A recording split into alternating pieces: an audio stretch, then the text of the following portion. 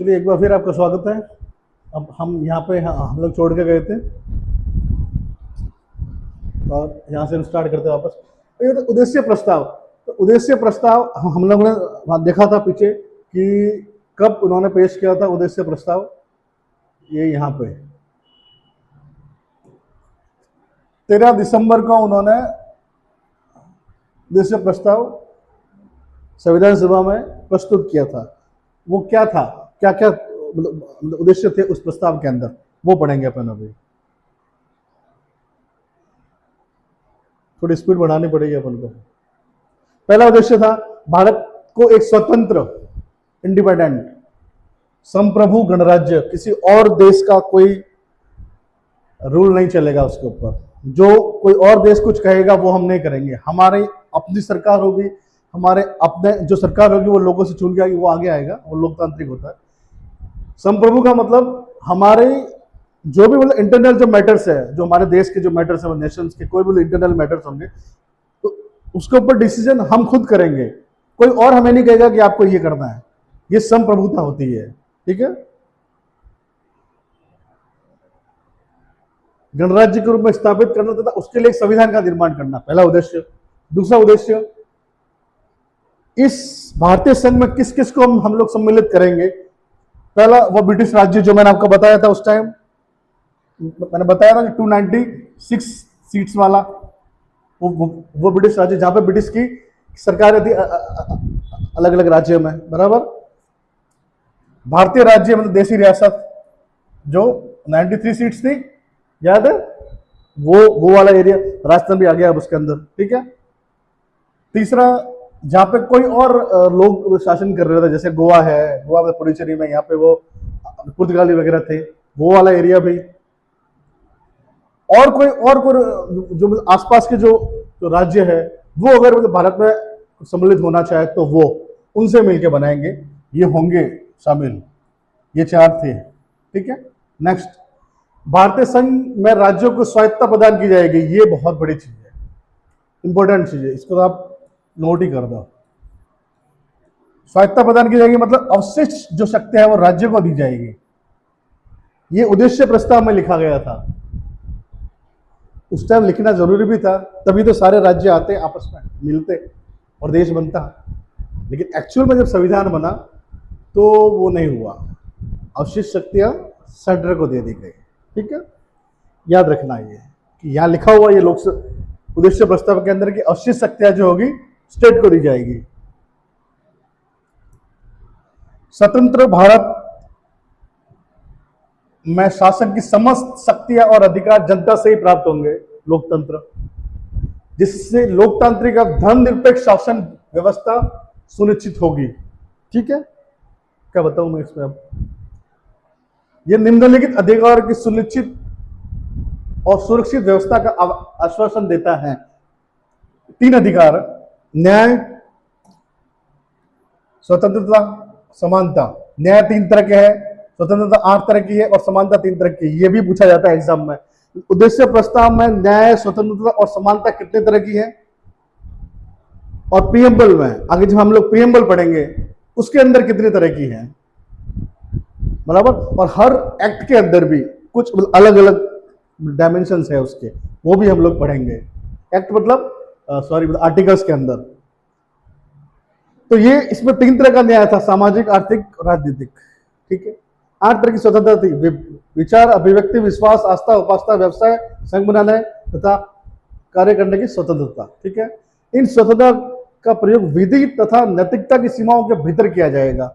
ये तो मतलब अनसेड रूल है, ये तो रूल होना ही चाहिए।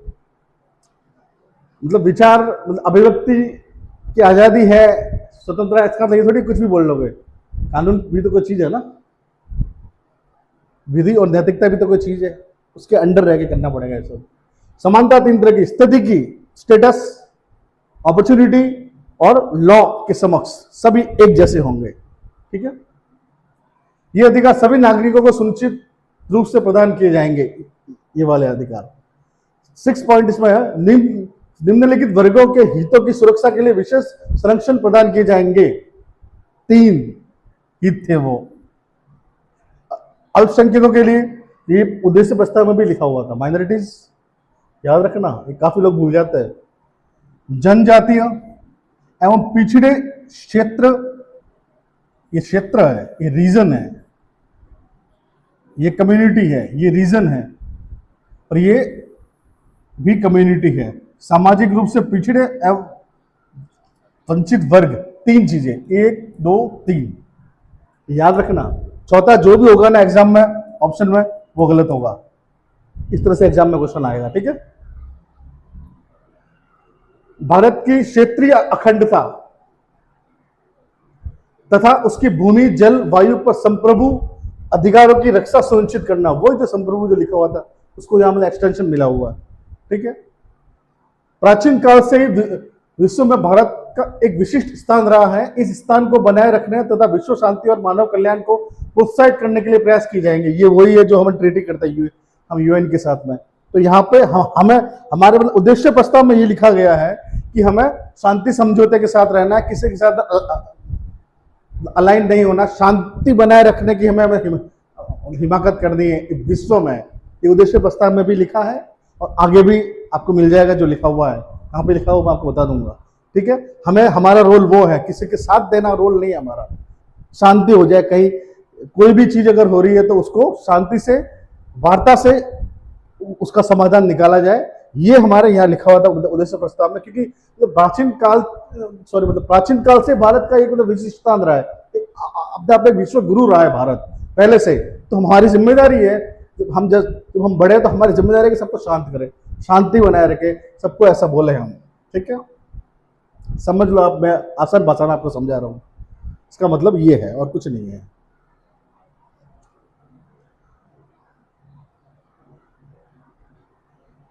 समितियां बनी थी बहुत सारी, हर समिति का अपना अलग अलग काम था। कोई संविधान का ड्राफ्ट बनाएगी, कोई कुछ और करेगी, कोई कुछ और करेगी। तो इस संविधान की समितियां है, उसके जो अध्यक्ष थे वो है, मतलब चेयरपर्सन है। फैक्चुअल जानकारी है, मैं क्या बता दूंगा यहाँ पे आपको, मुझे समझ में नहीं आ रहा इसमें, तो इसलिए आप ये सारी चीजें आप समझ जाना। संघ मतलब यूनियन, जब यूनियन की बात आई है तो बड़ा आदमी होगा कोई ना कोई। यूनियन पूरा जो संघ है वो, संघ की शक्तियां है, संघ का संविधान है, दोनों वही है। भारतीय राज्यों से संबंधित अगर कोई है, कोई चीज अगर है, कोई मतलब मैटर है, उसमें भी जवाहरलाल नेहरू जी हेड वही थे। मौलिक अधिकार, अल्पसंख्यक एवं जनजातीय क्षेत्रों संबंधित जो परामर्शदात्री समिति थी उसके अध्यक्ष वल्लभ भाई पटेल थे, ठीक है।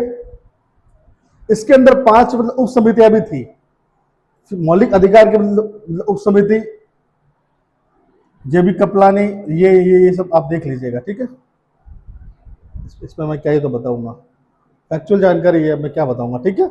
मैं यहाँ मतलब रटाने तो मैं कुछ बैठा हूं नहीं, आपको जो कॉन्सेप्ट है वो मुझे समझाना है, ठीक है। कार्य संचालन तो वही होंगे जो उसके अध्यक्ष है, संचालन समिति के भी वही होंगे जो अध्यक्ष है। प्रारूपण समिति, ड्राफ्टिंग कमेटी, ये थोड़ा इंपॉर्टेंट हो जाता है। ड्राफ्टिंग कमेटी के अध्यक्ष सब पूरी दुनिया जानती है इनको। इसका गठन जो हुआ था वो 29 अगस्त 1947 को हुआ था। कुल सदस्य इसमें 7 थे, उनके साथ में ये सदस्य के नाम यहां लिखे हुए हैं। इनके स्थान पे कुछ हेल्थ इश्यू थे इनको, तो ये आगे थे, और ये आगे थे डीपी खेतान के निधन के बाद में।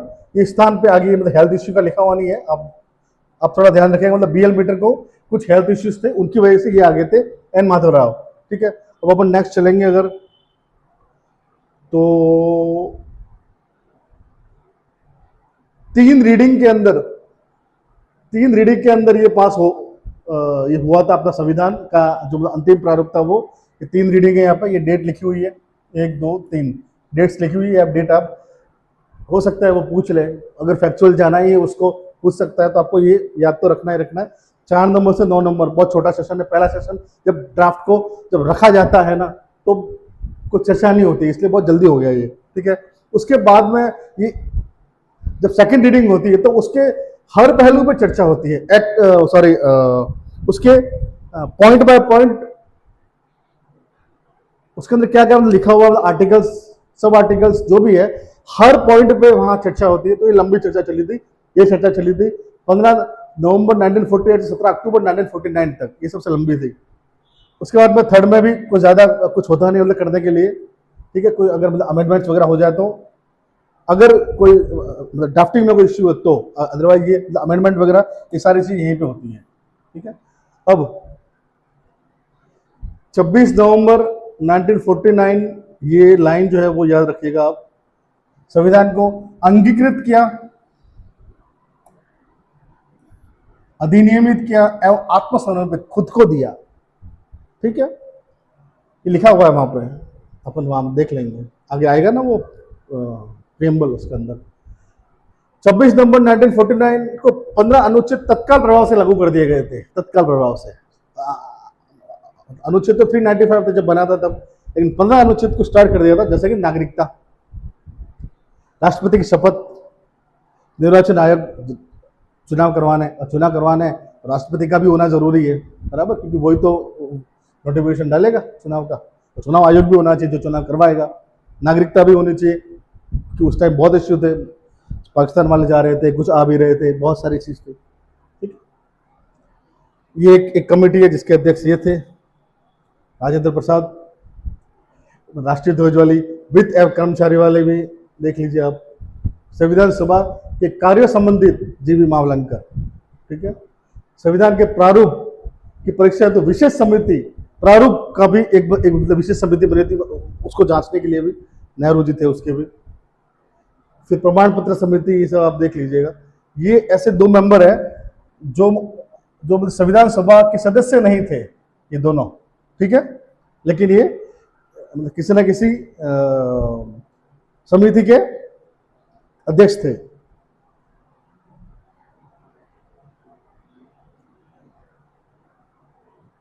अब कुल बैठके 11 हुई, अवधि 2 वर्ष 11 माह 18 दिन, मतलब 9 दिसंबर को पहले मीटिंग, 26 नवंबर को लास्ट मीटिंग। इन दोनों के बीच का जो पीरियड है वो ये है, 2 वर्ष 11 महीना 18 दिन, और कुल बैठके 11 हुए थे। बैठके मतलब सेशंस, दिन नहीं, दिन तो बहुत सारे हुए थे, दिन मैंने यहाँ लिखे भी नहीं है। सेशंस 11 हुए थे। सदस्य ये जो राजस्थान से गए थे, एक्चुअल जानकारी आप देख लीजिएगा।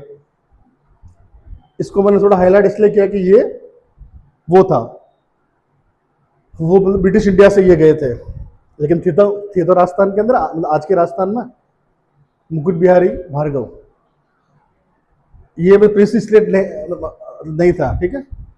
ये सब मतलब प्रिंसली स्टेट से गए थे, नॉमिनेटेड थे सारे के सारे, इनके अलावा ये सारे नॉमिनेटेड थे जो वहां गए थे। 13 याद रखिएगा। ये किसने क्या किया वो सब यहाँ लिखा हुआ है, तो मैं क्या ही बताऊं। बट लेना आप थ्योरी, मतलब फैक्चुअल जानकारी है, कोई मेरे समझाने की चीजें नहीं है।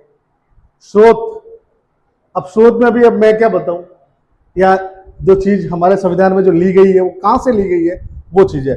देखो अमेरिका में फंडामेंटल राइट्स की बहुत बहुत कहानी चलती है कि सबसे पहले फंडामेंटल राइट्स अमेरिका में ही इजाद हुए थे, तो हमने फंडामेंटल राइट्स अमेरिका से लिए। याद रखने के लिए बता रहा हूं मैं आपको। ब्रिटेन से हम लोगों ने क्या लिया, यही जो संसदीय जो अपने शासन प्रणाली है, अपने स्टार्ट में पढ़ा था, ये हम चीर परिचित थे उससे, वो हमने ब्रिटेन से ली। भारतीय शासन अधिनियम 1935 से भी हम लोगों ने बहुत कुछ चीजें ली है यहाँ से, लोक सेवा आयोग वहां से लिया है, ठीक है। आपातकाल की प्रावधान भी वहां से लिए है। अब संयुक्त राष्ट्र अमेरिका से हमने न्याय प्रवर्तन, ये बहुत बड़ी चीज है। जुडिशियल रिव्यू भी हमने वहीं से लिया है, अमेरिका से। जुडिशियल रिव्यू, फंडामेंटल राइट्स, राष्ट्रपति पे जो महाभियोग चलता है वो, जो बात चल रही थी मतलब मिड टर्म, मतलब अमेरिका में भी ऐसा हो सकता है, वहाँ जो मिड टर्म इलेक्शन है उसके अंदर, तो ये सारी चीजें मतलब हम लोगों ने वहां से लिए। और आयरलैंड से हम लोगों ने डीपीएसपी लिए, आयरलैंड से डीपीएसपी लिए। मतलब आयरलैंड एक कंट्री है यूके के जस्ट थोड़ा सा नॉर्थ में, ठीक है। कनाडा से हम लोगों ने संघीय व्यवस्था में जो सशक्त केंद्र है बोले, मतलब अवशिष्ट जो शक्तियां जो केंद्र को दी गई है ना, ये चीजें हम लोगों ने कनाडा से ली है, याद रखिएगा। ऑस्ट्रेलिया से समवर्ती सूची ली है, जो सूची है वो ली है हमने, ये इंपॉर्टेंट है, ठीक है। समवर्ती सूची का मतलब ऐसी सूची जिसके अंदर जो सब्जेक्ट लिखे हुए हैं वो मतलब उस पर कानून दोनों बना सकते हैं, केंद्र भी और राज्य भी। जर्मनी हिटलर का तो फिर आपातकाल हिटलर याद रखने के लिए बता रहा हूं मैं। सोवियत ये कम्युनिस्ट कंट्री है, वो आपको लोगों को ड्यूटी देती है, ड्यूटी मौलिक कर्तव्य वहां से लिए अपन ने। फ्रांस आए दिन वहां पे कोई ना कोई धरना प्रदर्शन होता रहता है, अभिव्यक्ति की आजादी नहीं मिलती उनको, इसलिए स्वतंत्रता, समानता और बंधुत्व, ये जो है, हाँ, ये तीन चीजें अपन ने फ्रांस से ली है। वहां पे आए दिन प्रोटेस्ट होते रहते हैं फ्रांस में। वो किस लिए होता है? ये उनको दिया गया है, समानता दी गई, जब नहीं मिलती तो प्रोटेस्ट करते हैं। बंधुत्व दिया हुआ है, नहीं मिलता प्रोटेस्ट करते हैं। जो स्वतंत्रता दी गई, वो बोलने की हो चाहे किसी भी चीज की हो, मतलब अभिव्यक्ति हो चाहे किसी भी चीज की, वो नहीं मिलती ना, वो लोग प्रोटेस्ट करते हैं। इससे आपको याद रखना है कि फ्रांस से हम लोगों ने ये चीज ली है।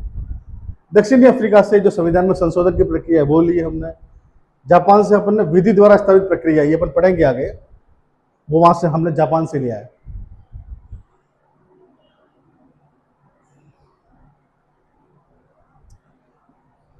संविधान की मुख्य विशेषता, अब इसकी विशेषता पढ़ेंगे अपन। विशेषता ऐसा है कि ये भी वही है, ऐसा कोई मतलब कोई चैप्टर लिखा हुआ नहीं है आपके सिलेबस में, लेकिन ये पढ़ना इसलिए जरूरी है क्योंकि एनालिटिकल क्वेश्चंस बनते हैं यहाँ से, और मेंस में तो हर साल कोई ना कोई क्वेश्चन बनता ही बनता है, यहाँ से हर साल बनता है। इस चैप्टर से मेंस में क्वेश्चन बनता है हर साल, और प्री में भी क्वेश्चन बनता है, प्रीलिम्स में भी क्वेश्चन बनता है। और इसके अंदर हम ये चीज सब अपन पढ़ेंगे, तो प्रस्तावना पढ़ेंगे, संविधान के भाग जो पढ़ेंगे क्या आपको रटने हैं, अनुसूचियां थोड़ी समझेंगे अपन, कुछ अनुसूचियां ऐसी है, कुछ तो ऐसी है जो डायरेक्ट है कि पहले में क्या लिखा हुआ है, पढ़ना है आपको, फैक्ट रटना है। बाकी थोड़ी सी समझने की चीजें वो अपन समझेंगे।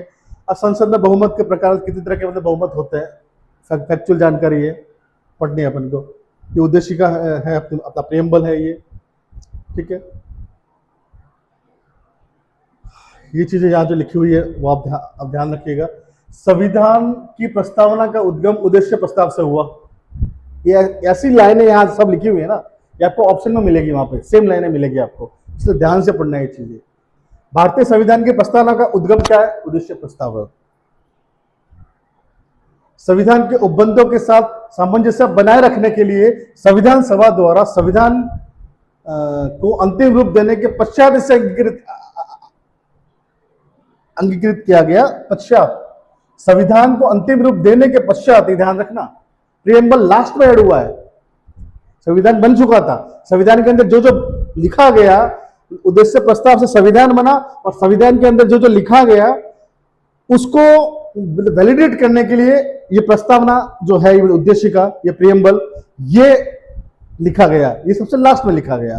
कहानी ये है, ठीक है। प्रस्तावना में अब तक केवल एक बार संशोधन किया गया है। यह संशोधन 42वें संविधान संशोधन 1976 के माध्यम से किया गया, जिनके द्वारा समाजवादी, एक वर्ड है ये, समाजवादी, पंथ निरपेक्ष और अखंडता पूरा एंड इंटीग्रिटी शब्द जोड़े गए। ये 3 शब्द जोड़े गए थे, 4 शब्द है इन दोनों को, इसमें 2 शब्द है, पंथ निरपेक्ष और समाजवादी, ठीक है। प्रस्तावना संविधान के मूल्य, ये ध्यान रखना, ये क्या है, एग्जाम में क्वेश्चन आएगा, ऑप्शन के अंदर दिया हुआ होगा। प्रस्तावना संविधान के मूल्य, उद्देश्यों और आदर्शों की अभिव्यक्ति करती है, ठीक है। और यह संविधान निर्माताओं की दृष्टि तथा आकांक्षाओं को प्रतिबिंबित करती है।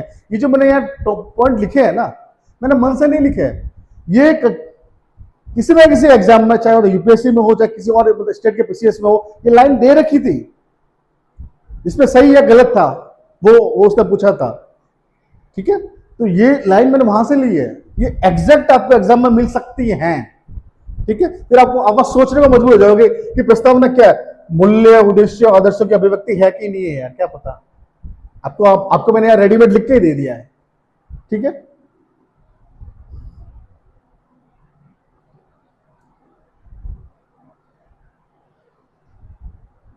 ये प्रस्तावना में कुछ शब्द लिखे हुए हैं जिनकी मतलब इंपॉर्टेंस क्या है वो अपन पढ़ता है। हम भारत के लोग, उसका मतलब क्या है? इसका मतलब ये है कि संविधान अपने समस्त सत्ता और अधिकार जनता से प्राप्त करता है।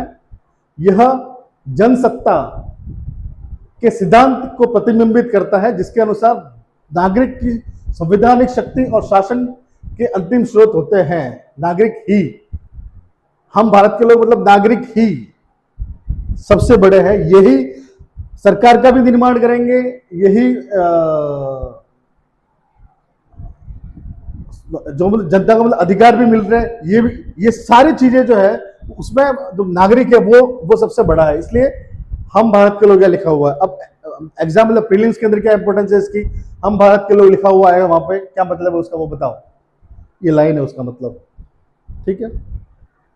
संप्रभु क्या होता है? संप्रभु का मतलब ये कि भारत एक पूर्णतः स्वतंत्र राज्य है जो किसी भी अन्य देश के प्रभुत्व या निर्भरता से मुक्त है, ये इसका मतलब होता है। मैंने पहले बताया था ना आपको, इंटरनल काम सारे के सारे इंडिया देखेगा, कोई और यहाँ हमें बताने नहीं आएगा कि हमें क्या करना चाहिए। समाजवादी ये दर्शाता है कि भारत एक समाजवादी राज्य है, ये लिखा हुआ है, मतलब अमेंड किया था ना तो ये जोड़ा था। जो साम्यवाद से भिन्न है, साम्यवाद मतलब कम्युनिस्ट से अलग है।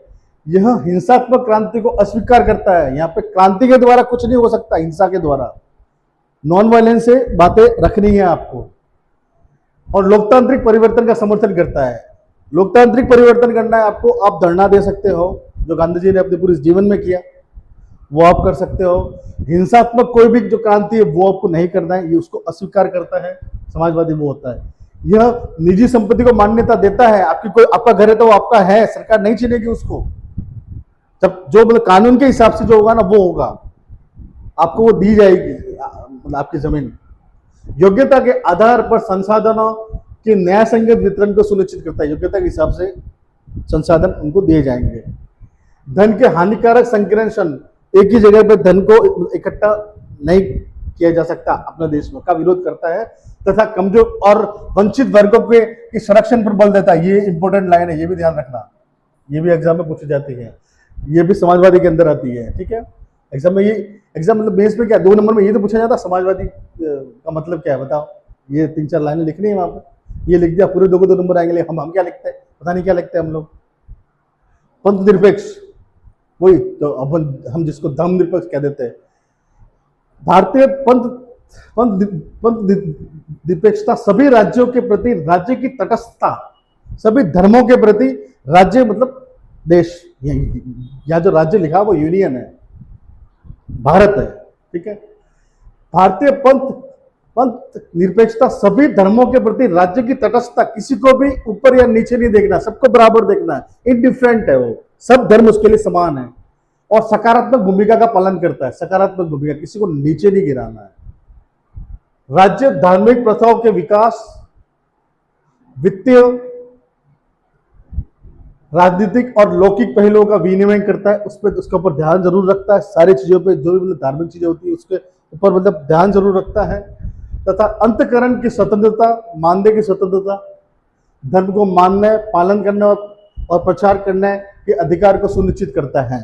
केशवानंद भारती तथा SR बम्बई 1994, ये 1973, ये 1994 का दो केस है के मामलों में पंथ निरपेक्षता को संविधान की मूल संरचना की विशेषता घोषित किया गया है। ये जो पॉइंट लिखा हुआ है ना यहाँ पर, ये पॉइंट तो लिखा हुआ है, पंथ निरपेक्षता को भारतीय को संविधान की मूल संरचना की विशेषता घोषित किया गया है।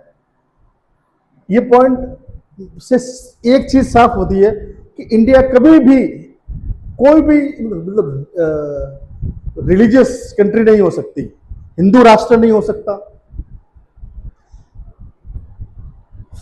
मुस्लिम राष्ट्र नहीं हो सकता, कोई भी और रिलीजियस कंट्री के रूप में बदल नहीं सकता। कितनी भी कोई भी कितना भी संशोधन कर दे ना, कुछ भी कर दे, भारत कभी भी मतलब रिलीजियस कंट्री बन ही नहीं सकती। हमारा संविधान इसके लिए बिल्कुल नहीं बना है, इसके लिए हमारा संविधान बिल्कुल भी आज्ञा नहीं देता है। जो यहाँ लिखा हुआ है इसमें स्पष्ट तौर पर यह चीज मतलब कही गई है, कोर्ट ने कही है कि पंथ निरपेक्षता, सेक्युलरिज्म का मतलब किसी एक धर्म का वो देश नहीं, जैसे पाकिस्तान है वो मुस्लिम कंट्री है, उसके संविधान में लिखा हुआ है कि हम मतलब मुसलमान मतलब गणराज्य है, हम मुस्लिम गणराज्य है। हमारा ऐसा नहीं है, हम धर्म निरपेक्ष पंथ निरपेक्ष गणराज्य है, देश है।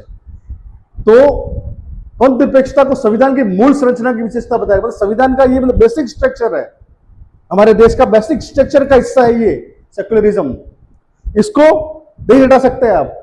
ठीक है, मतलब कभी भी हिंदू राष्ट्र नहीं बन सकता, कभी भी मतलब मुस्लिम राष्ट्र नहीं बन सकता हमारा देश। ये क्लियर कर दो अपने माइंड में, कितना भी कुछ भी कर दो आप, कुछ भी कर दो, कोई मतलब मुस्लिम राष्ट्र बनाने के लिए कितना भी कुछ कर दे, कोई संविधान में संशोधन कर दे, कितना भी कुछ कर दे, हिंदू राष्ट्र बनाने के लिए कोई सरकार कितना भी कुछ भी कर दे, ये नहीं हो सकता। संविधान इसकी इजाजत नहीं देता इस देश में। ये आपको तो कम से कम समझ में आ जाना चाहिए कि नहीं हो सकती ये चीज, इम्पॉसिबल चीज है ये। ठीक है, क्योंकि हमारा संविधान ही अलाउ नहीं करता इस चीज को।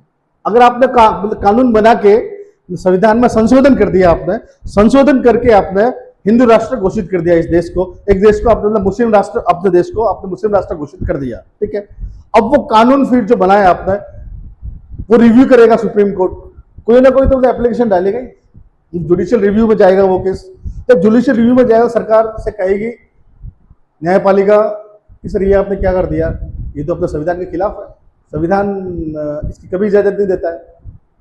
ये डिसीजन तो जुडिशरी लेगा ना, जुडिशरी सबसे एंड की जो कस्टोडियन है, मतलब इंटरप्रीटर जो है मतलब संविधान की, कि संविधान की अंदर क्या लिखा हुआ है वो बताने के लिए जो जिम्मेदार जो संस्थान है, सबसे लास्ट में अगर बात करें तो वो सुप्रीम कोर्ट है, जुडिशरी है।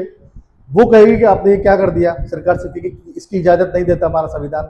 वो जो उन्होंने संविधान में जो संशोधन किया था उसको भी नील कर देंगे, उसको भी अमान्य घोषित कर देगी देश की न्यायपालिका। इसलिए मैं कह रहा हूं कि हिंदू राष्ट्र या मुस्लिम राष्ट्र नहीं बन सकता इस देश में, कभी नहीं बन सकता। ठीक है, लोकतांत्रिक, हाँ यहाँ पर इसके आगे एक लाइन लिखी हुई है, इसके विपरीत जो हमारे यहाँ पे जो हो रहा है पद निरपेक्षता का जो मतलब है, इसके अलावा इसके विपरीत जो पश्चिम में मतलब पद निरपेक्षता जो होता है वो क्या होता है, मतलब राज्य द्वारा धर्म में हस्तक्षेप न करने और कठोर पृथक्करण पर बल देती है। हमारे यहाँ तो क्या है कि सबको समान माना जाएगा, वहां पे ऐसा नहीं, वहां पे तो कोई मतलब ही नहीं है। आप मतलब धर्म से कोई मतलब, सरकार और धर्म बिल्कुल अलग अलग है वहां पे। हमारे ऐसा नहीं है, हमारे साथ में है, सबको बराबर से देखा जाएगा यहाँ पे। ठीक है, वहां पे ऐसा नहीं है, आप बिल्कुल ही मतलब कठोर मतलब पृथक्करण पर बल देती है, हमारे यहाँ ऐसा नहीं है। लोकतांत्रिक का मतलब क्या जो लिखा हुआ है उसमें उद्देशिका में, भारत में प्रतिनिधिक संसदीय लोकतंत्र की व्यवस्था है जिसमें उत्तरदायी जवाबदेही कार्यपालिका होती है। स्टार्ट में पढ़ लिया था। इसके प्रमुख तत्वों में सार्वभौमिक वयस्क मताधिकार, हम लोग वोट देंगे, वयस्क मताधिकार, सार्वभौमिक यूनिवर्सल, नियमित आवधिक चुनाव भी होंगे अपने टाइम पे, नियमित होंगे, वो रोक नहीं सकते चुनाव को भी, ये भी लोकतंत्र के खिलाफ चीज है। विधि का शासन लॉ के हिसाब से चलेगा देश, स्वतंत्रता, न्यायपालिका स्वतंत्रता है और भेदभाव निषेध का सिद्धांत सम्मिलित है। इस एक वर्ड के अंदर इतनी सारी चीजें हैं। ठीक है, पढ़ लेना अच्छे से। लोकतंत्र के अंदर लोकतांत्रिक जो चीजें, इसके अंदर ये सारी चीजें आती है, तब लोकतंत्र बनता है। ठीक है, गणराज्य ऐसी शासन व्यवस्था है जिसमें राजनीतिक संप्रभुता जनता में निहित होती है, जनता सबसे बड़ी होती है, ना कि कोई सम्राट में, मतलब कोई राजा में नहीं। जैसे कि मतलब इंग्लैंड में है रानी हेड है, अपने यहाँ संविधान सबसे बड़ा है, उसको गणराज्य बोलते हैं। भारत में यह सिद्धांत इस रूप में परिलक्षित होता है कि राज्य का प्रमुख राष्ट्रपति है। संविधान के अनुच्छेद 56 के अंतर्गत परोक्ष रूप से वो निर्वाचित होता है, जिसमें समानता और फिर प्रतिनिधिक शासन की स्थापना होती है। ठीक है, इसके अनुसार वो जो अपना हेड ऑफ द स्टेट्स है वो मतलब इलेक्ट होता है।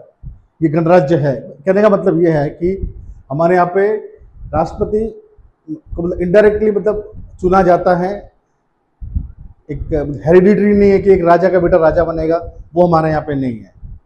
वो मतलब गणराज्य नहीं होता, मतलब रिपब्लिक नेशंस होता है, वहां पे राजा का बेटा राजा नहीं बनता है, चूज होके जाता है। जो हेड होता है, हेड अपने यहाँ कौन है, राष्ट्रपति, वो इनडायरेक्टली इलेक्ट होके जाएगा। ठीक है, आनुवंशिकता के हिसाब से नहीं जाएगा। न्याय, ये न्याय दे रखे इसके अंदर, उसके अंदर क्या दे रखे थे और इसके अंदर क्या दे रखे आप देख लो। सामाजिक न्याय, ये सुनिश्चित करता है कि सभी नागरिकों के साथ समान व्यवहार हो। ये जो पॉइंट यहाँ लिखे हुए ना, ये पॉइंट याद रखना। इसमें कितने पॉइंट है, ये अलग अलग जो आधार दिए हुए वो कितने हैं, और आगे जो अपन मतलब आर्टिकल्स पढ़ेंगे वहां पे मतलब कितने हैं वो भी आप ध्यान रखना कि मतलब यहाँ पे मतलब कितने तरह के न्याय के मतलब आधार कितने हैं। और जब अपन आर्टिकल्स पढ़ेंगे 14, 15, तब आपको वहां पे मतलब क्या क्या मतलब आधार मिलेंगे, तब आप देख लीजिएगा। ये मतलब आर्थिक न्याय का मतलब ये होता है जो यहाँ प्रियम्बल में लिखा हुआ है, और राजनीतिक न्याय ये होता है। राजनीतिक न्याय का मतलब कि आप सबको राजनीतिक मतलब अधिकार मिलेंगे, सार्वजनिक मतलब पदों को धारण करने का अवसर प्रदान, मतलब कोई भी एमपी एमएलए बन सकता है, कोई मतलब विशेष कोई इसके लिए कोई योग्यता नहीं है, मतलब कि इस फैमिली के ही बनेंगे या इतना पैसा होना चाहिए तभी बनेंगे, कोई आधार नहीं है। ठीक है। प्रत्येक नागरिक को शासन में प्रभावी और समान भागीदारी प्राप्त हो सके, मतलब वोटिंग राइट सबके पास है, सबके पास। मतलब अंबानी के पास जो वोट है उसका अधिकार, उसके भी वोट की वैल्यू एक ही है जितनी मेरी है जितनी आपकी है। ठीक है। सबको समान रूप से भागीदारी प्राप्त हो सके, वो राजनीतिक न्याय होता है। और आर्थिक न्याय, इसका उद्देश्य मतलब आर्थिक कारणों से उत्पन्न भेदभाव को समाप्त करना है तथा संपत्ति, आय और संसाधनों में असमानता को कम करना है। ठीक है।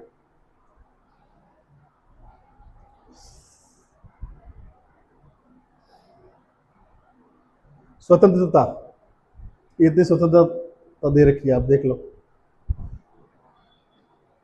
प्रस्तावना विचार, अभिव्यक्ति, विश्वास, आस्था, उपासना की स्वतंत्रता करते हैं। ये स्पष्ट करती है कि स्वतंत्रता निरपेक्ष नहीं है बल्कि संवैधानिक सीमाओं के अधीन है। ये भी ध्यान रखना, वो पूछा जाता है स्वतंत्रता क्या मतलब निरपेक्ष है क्या, कोई भी कुछ भी कर सकता है क्या स्वतंत्रता के नाम पे, तो नहीं। यहाँ पे भी लिखा हुआ कि वो सीमा संवैधानिक सीमाओं के अधीन होगी वो सारी की सारी। तो स्वतंत्रता से संबंधित मौलिक अधिकार विधिक रूप से संरक्षित है। ठीक है। और न्यायालय द्वारा प्रवर्तनीय है। जो भी फंडामेंटल राइट्स है स्वतंत्रता से संबंधित, फ्रीडम से संबंधित, वो विधिक रूप से आपके लिए संरक्षित किए गए हैं और न्यायालय के द्वारा वो प्रवर्तनीय है। अगर आपको वो स्वतंत्रता नहीं मिलती है, आप न्यायालय में जा सकते हैं और उसकी डिमांड कर सकते हैं। ठीक है। समानता, प्रस्तावना स्थिति और अवसर की समानता की गारंटी देती है। वहां पे 3 थे, यहाँ पे 2 ही है। देखो, स्थिति और अवसर जो 3 आयामों में व्यक्त होती है, नागरिक, राजनीतिक, आर्थिक। ये आप देख लीजिएगा, ये आयाम मैंने यहाँ लिखे हैं। ये कुछ संविधान में मतलब अलग से कुछ मतलब इसके बारे में लिखा हुआ नहीं है, लेकिन अगर इसको हम मतलब डिकोड करेंगे ना तो ये चीजें यहाँ आती है कि जो समानता है वो ये 3 तरह की समानता है। ये इसके 3 मतलब आयाम है। नागरिक की समानता होनी चाहिए सब में, ये समानता लिखी हुई है यहाँ पे। उन्होंने यहाँ पे एक वर्ड लिखा खाली समानता प्रस्तावना में, और उसको किस तरह से दी है उन्होंने समानता, वो आगे फंडामेंटल राइट्स के अंदर लिखे हुए ये 14, 15, 16, 17, 18 ये समानता। राजनीतिक समानता, सबको इलेक्शन लड़ने का अधिकार है, और इलेक्शन की वो जो वोटर लिस्ट होती है उसके अंदर आने का अधिकार है। ये फंडामेंटल राइट नहीं है, लीगल राइट है ये। ठीक है, मतलब कॉन्स्टिट्यूशनल राइट है ये। फिर मतलब व्यस्त मताधिकार के आधार पर चुनाव। ठीक है।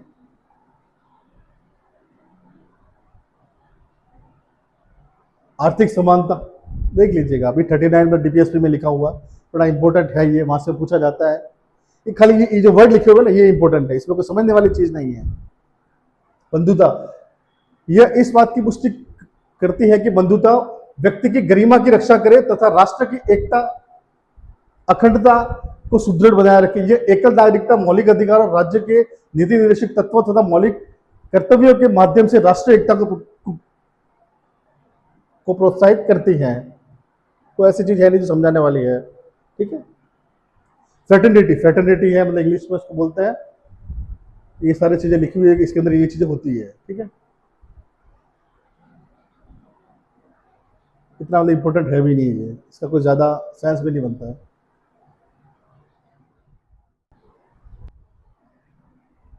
चलिए कंटिन्यू करते हैं।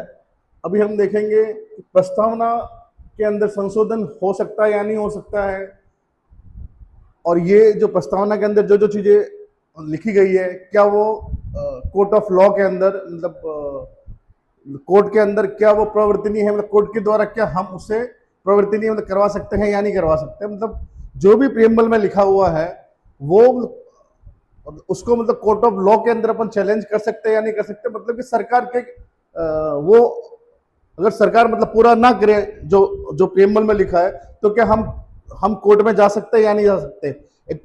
ये होती है मतलब प्रवर्तनीयता, ठीक है। उसके बाद में ये जो है मतलब संशोधनशीलता, इसका मतलब क्या है कि प्रियम्बल के अंदर हम संशोधन कर सकते हैं या फिर नहीं कर सकते। मतलब हम मतलब सरकार मतलब संसद, ठीक है। इसके अंदर क्या लिखा, ये जो लाइन लिखी हुई है ना, ये दो लाइनें, ये लाइनें आपको एज इट इज याद रखनी है। याद रखने का मतलब आपको समझनी है। और मेरा तो विश्वास ऐसा है कि अगर प्रियम्बल की मतलब संशोधनशीलता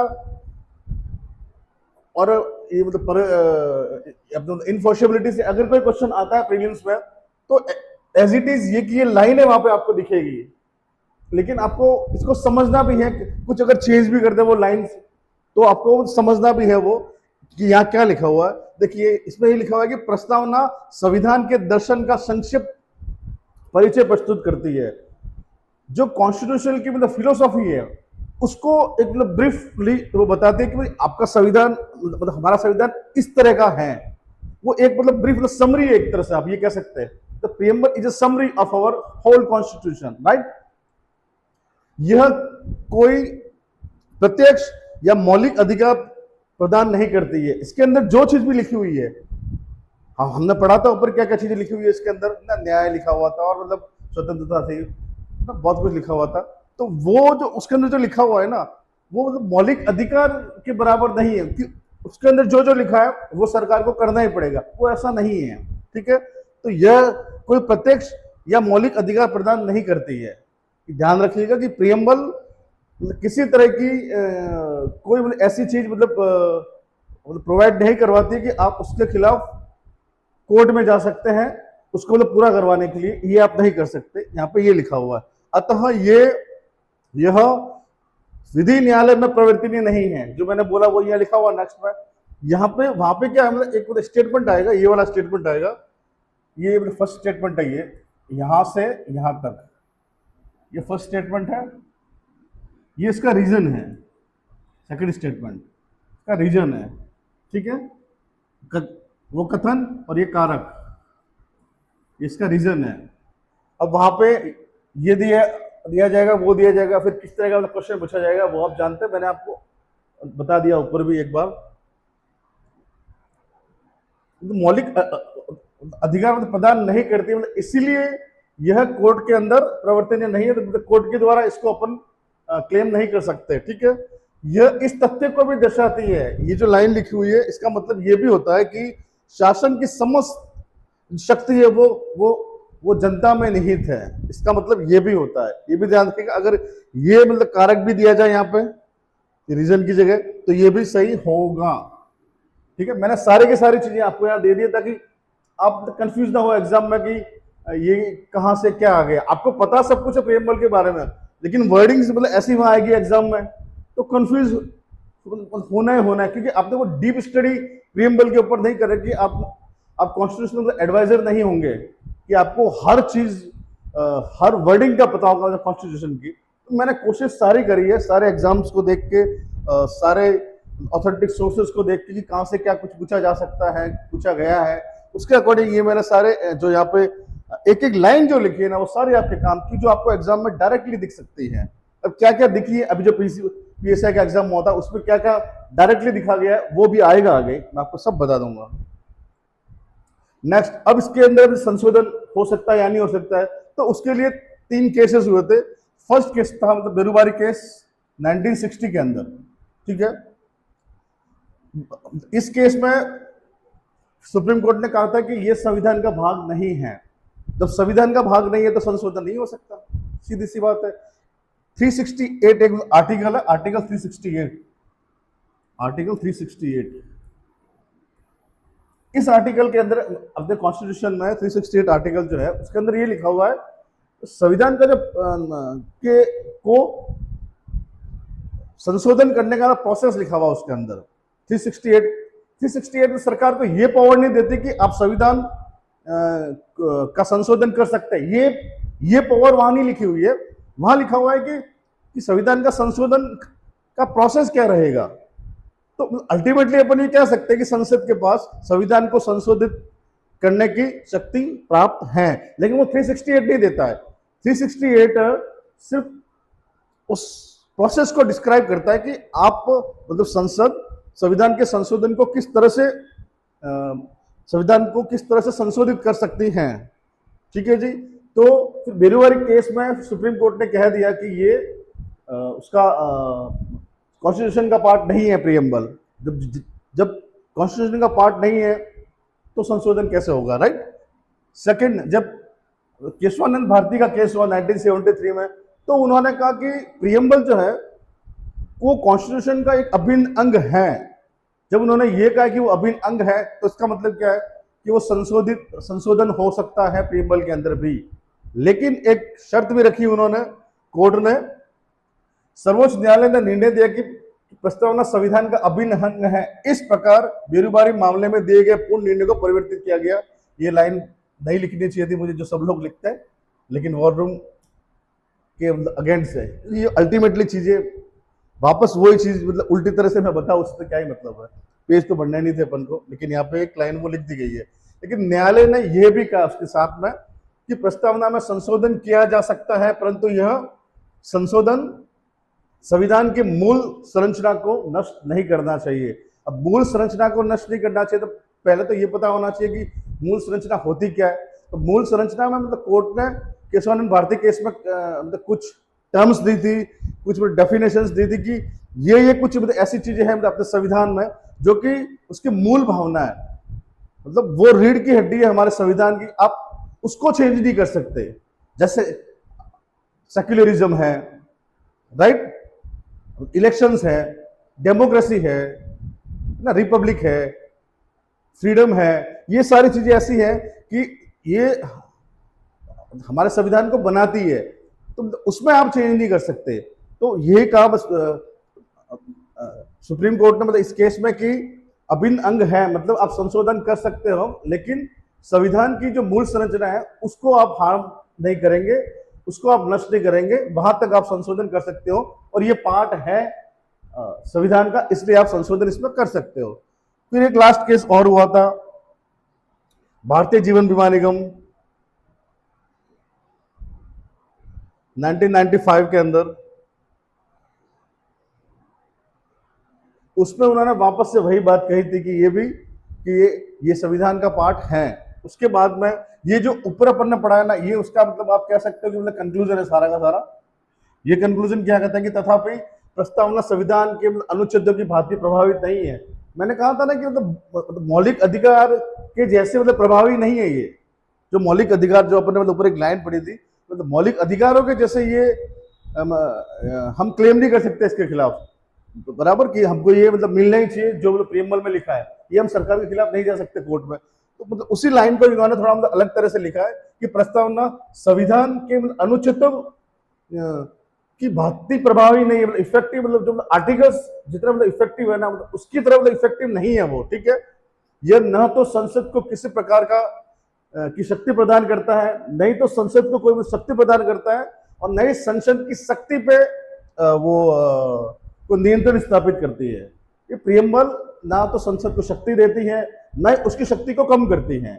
ठीक है, ये ध्यान रखिएगा। बस इसीलिए यह विधि न्यायालय द्वारा, कोर्ट ऑफ लॉ द्वारा यह प्रवर्तनीय मतलब इनफोर्सेबल नहीं है। आप कोर्ट के थ्रू इसको पूरा नहीं करवा सकते, प्रीएम्बल में जो लिखा है उसको आप पूरा नहीं करवा सकते। तो मुझे लगता है ये जो टॉपिक था अपना प्रीएम्बल के अंदर मतलब इनफोर्सेबिलिटी का मतलब प्रवर्तनीय का और संशोधनशीलता का, ये सब कुछ आपको अभी भी समझ में आ चुका होगा और आसान था, ऐसा कुछ था नहीं। ये एक्चुअली मेंस का टॉपिक है, मेंस में ये 5 नंबर में भी पूछा जा सकता है। तो जिसके अंदर ये जो 3 केसेस है ये आपको लिखने होंगे, और यही लैंग्वेज जो मैंने यहाँ लिखी है वो लैंग्वेज लिखी है। और ये लैंग्वेज जो मैंने अपने पूरे कंटेंट के अंदर सिर्फ पॉलिटी की बात नहीं कर रहा, हर सब्जेक्ट के अंदर जो भी कंटेंट जो लैंग्वेज लिखी गई है वो ऑथेंटिक सोर्सेज वाली लैंग्वेज है, मेरी लैंग्वेज नहीं है, वो किसी और की लैंग्वेज नहीं है। वो ऑथेंटिक सोर्स में जिस लैंग्वेज में लिखा गया उसी लैंग्वेज को यहाँ पे मतलब आप ये कह सकते हो कॉपी पेस्ट किया हुआ है ऑथेंटिक सोर्सेज से।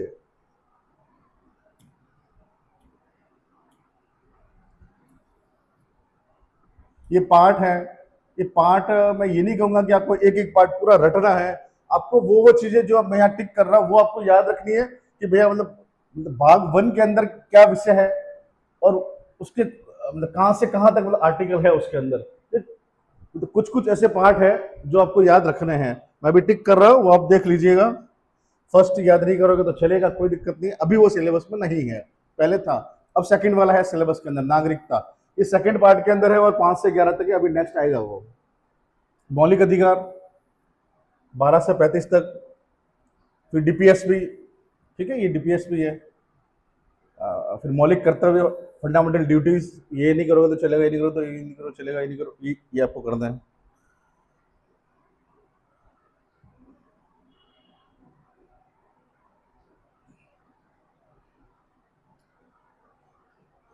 ये 9 और 9th ए और 9th बी, ये तीनों आपको करना है।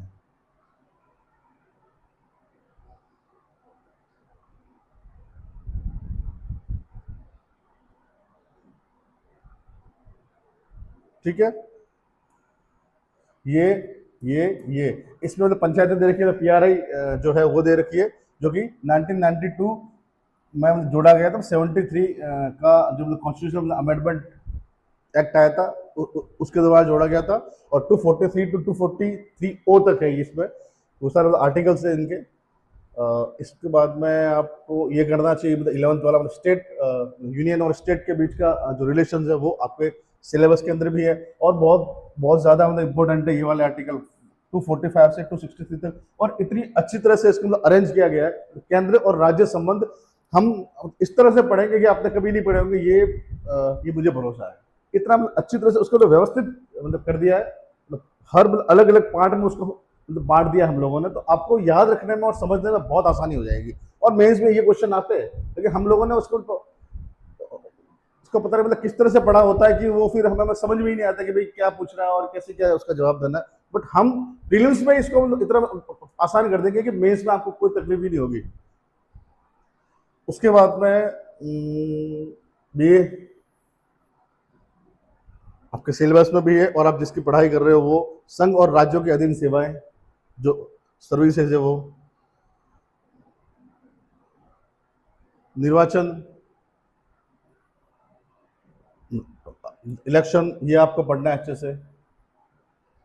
आपातकाल सिलेबस में है, ये इमरजेंसी प्रोविजंस, संविधान का संशोधन जो अपन ने मतलब अभी अभी डिस्कस किया था 368 के अंदर है, वो पार्ट 20 के अंदर है। तो टोटल इसके अंदर अगर हम बात करें तो 25 पार्ट है। यहाँ आपको 22 दिख रहा है ना, बट वो ABCD भी थे ना, सब मिला के हो जाएंगे 25, और लगभग 445 आर्टिकल्स के आसपास अभी फिलहाल में है। एक दो ऊपर नीचे हो सकते हैं, अभी जब ये बुक प्रिंट होती तो 445 थे, मतलब महीना भर हो गया इसको, इस बात को।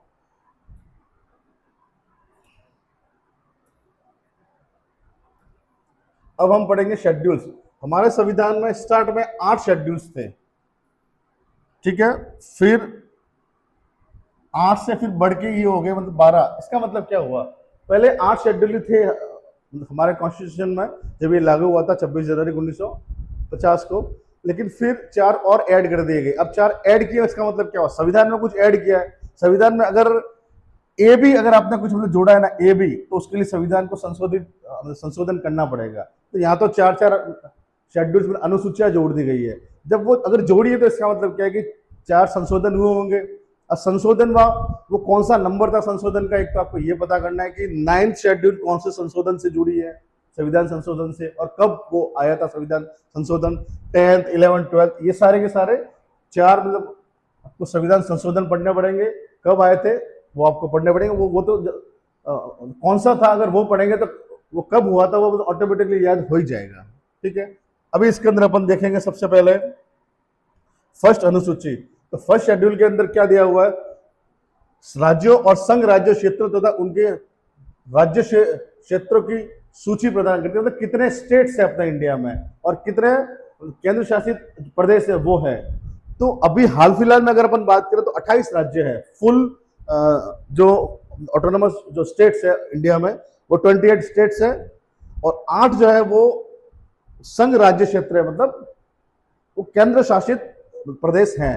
अब ये 8 जो मतलब केंद्र शासित प्रदेश है, इसमें हो सकता है कि कहीं पे मतलब असेंबली भी हो, लेजिस्लेटिव असेंबली विधानसभा भी हो, और कहीं पे ये भी हो सकता है कि ना हो।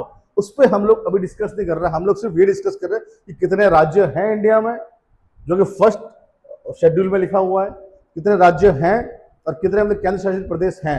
उन केंद्र शासित प्रदेश में कौन से केंद्र शासित प्रदेश के अंदर विधानसभा है और किसमें नहीं है, ये हम डिस्कस बाद में करेंगे।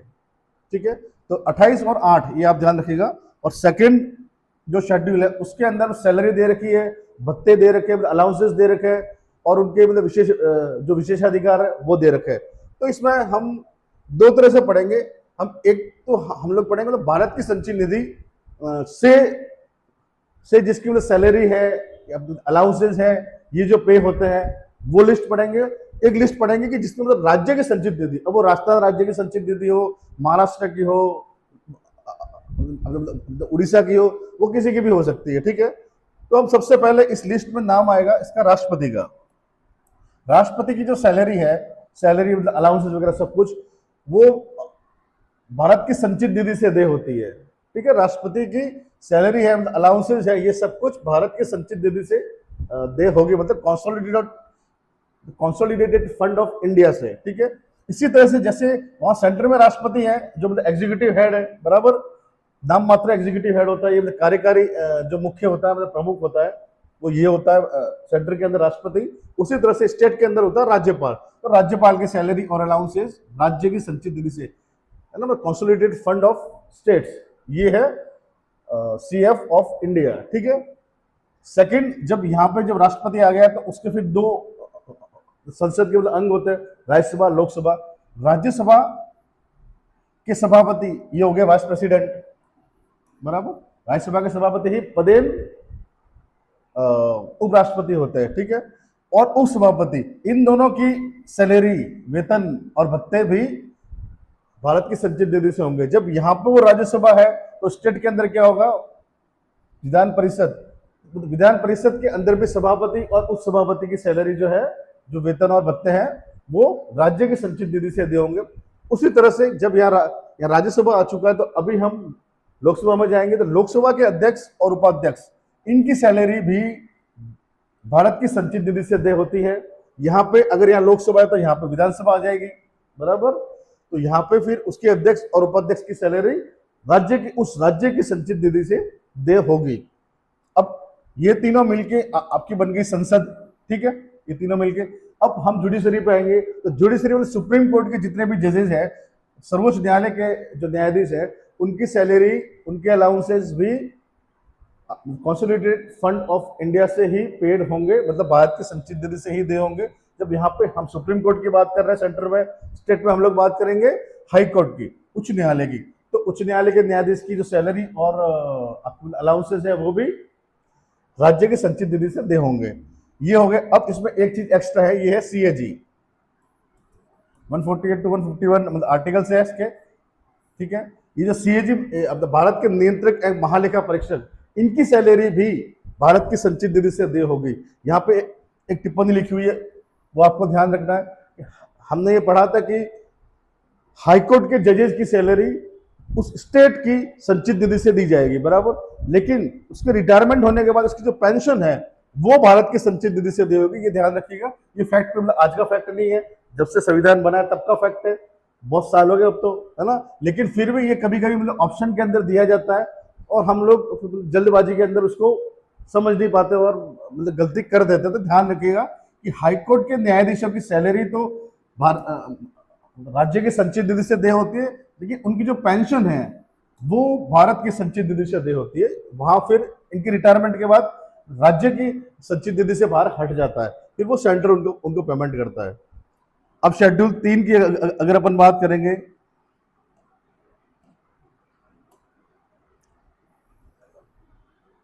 थर्ड अनुसूची की अगर हम बात करेंगे, तो इसके अंदर फॉर्मेट्स दे रखे हैं,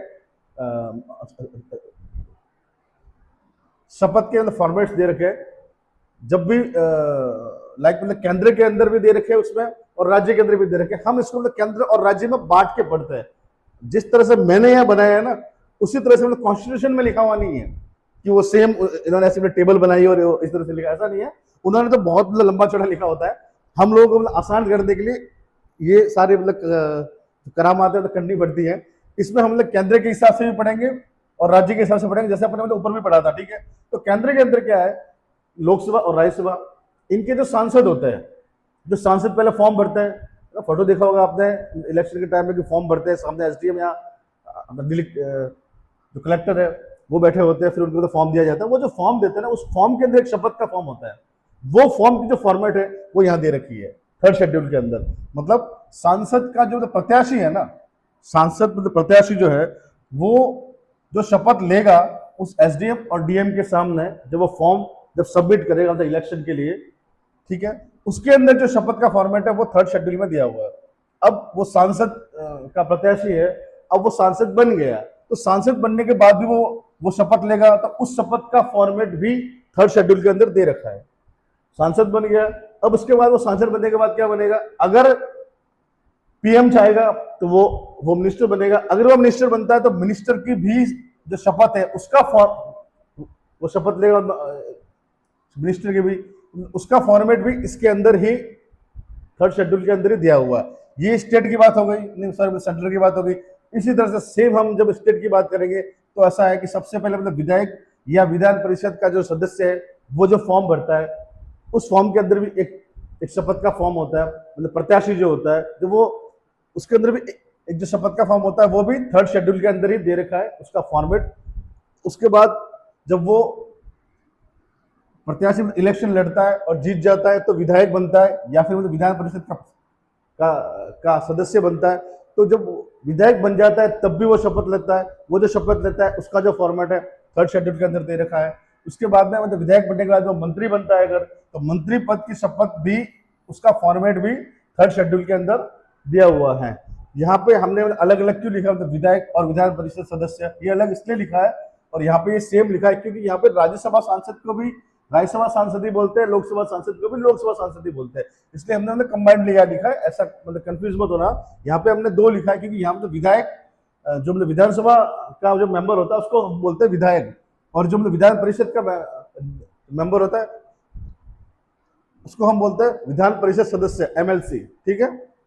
अब ये तो अपनी ये सेंटर की बात होगी, वो स्टेट की बात होगी। अब हम जुडिशरी पे आएंगे, जैसे मतलब उस पर गए थे, तो जुडिशरी में भी जो सर्वोच्च न्यायालय के जो जज है, सुप्रीम कोर्ट के जो जजेस है, उनकी वो जब शपथ लेंगे तो उसका जो फॉर्मेट है वो भी 3rd शेड्यूल के अंदर दे रखा है। उसी तरह से स्टेट के अंदर बात करेंगे तो हाई कोर्ट के जो जजेज है उनकी शपथ का शेड्यूल भी 3rd शेड्यूल के अंदर ही दे रखा है।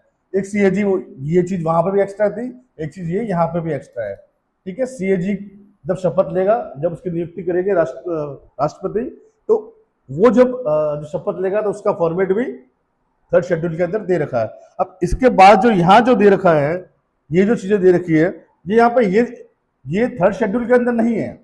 राष्ट्रपति की शपथ, उपराष्ट्रपति की शपथ, राज्यपाल की शपथ, ये सारे के सारे 3rd शेड्यूल के अंदर नहीं दी हुई है। ये कहाँ दी हुई है, ये आर्टिकल दिया हुआ है यहाँ पे। इन आर्टिकल के अंदर उसका फॉर्मेट है। राष्ट्रपति की शपथ का फॉर्मेट आर्टिकल 60 के अंदर है। ये पढ़ेंगे अपन बाद में, जब राष्ट्रपति पढ़ेंगे, उपराष्ट्रपति पढ़ेंगे, राज्यपाल पढ़ेंगे। यहाँ पे आपको सिर्फ इसलिए दिया गया है कि आपको ये पता रहे कि ये 3rd शेड्यूल के अंदर नहीं है। टिप्पणी करके यहाँ पे लिखा हुआ है कि ये चीजें इनमें दे रखी है, तो आप मतलब कंफ्यूज हो जाएगा कि राष्ट्रपति का भी जो शपथ का शेड्यूल, सॉरी, वो जो फॉर्मेट है वो 3rd शेड्यूल में वो नहीं है। याद रखिएगा, राष्ट्रपति, उपराष्ट्रपति और राज्यपाल, इन तीनों की जो शपथ होती है उसका जो फॉर्मेट है वो 3rd शेड्यूल में नहीं है। इनके प्रॉपर आर्टिकल के अंदर दे रखा है, वो जहां पे भी इनका मतलब मेंशन है, मतलब कॉन्स्टिट्यूशन के अंदर वहां दे रखा है। अनुच्छेद 60 के अंदर है राष्ट्रपति का, 69 के अंदर है उपराष्ट्रपति का, और 159 के अंदर है राज्यपाल की शपथ का फॉर्मेट।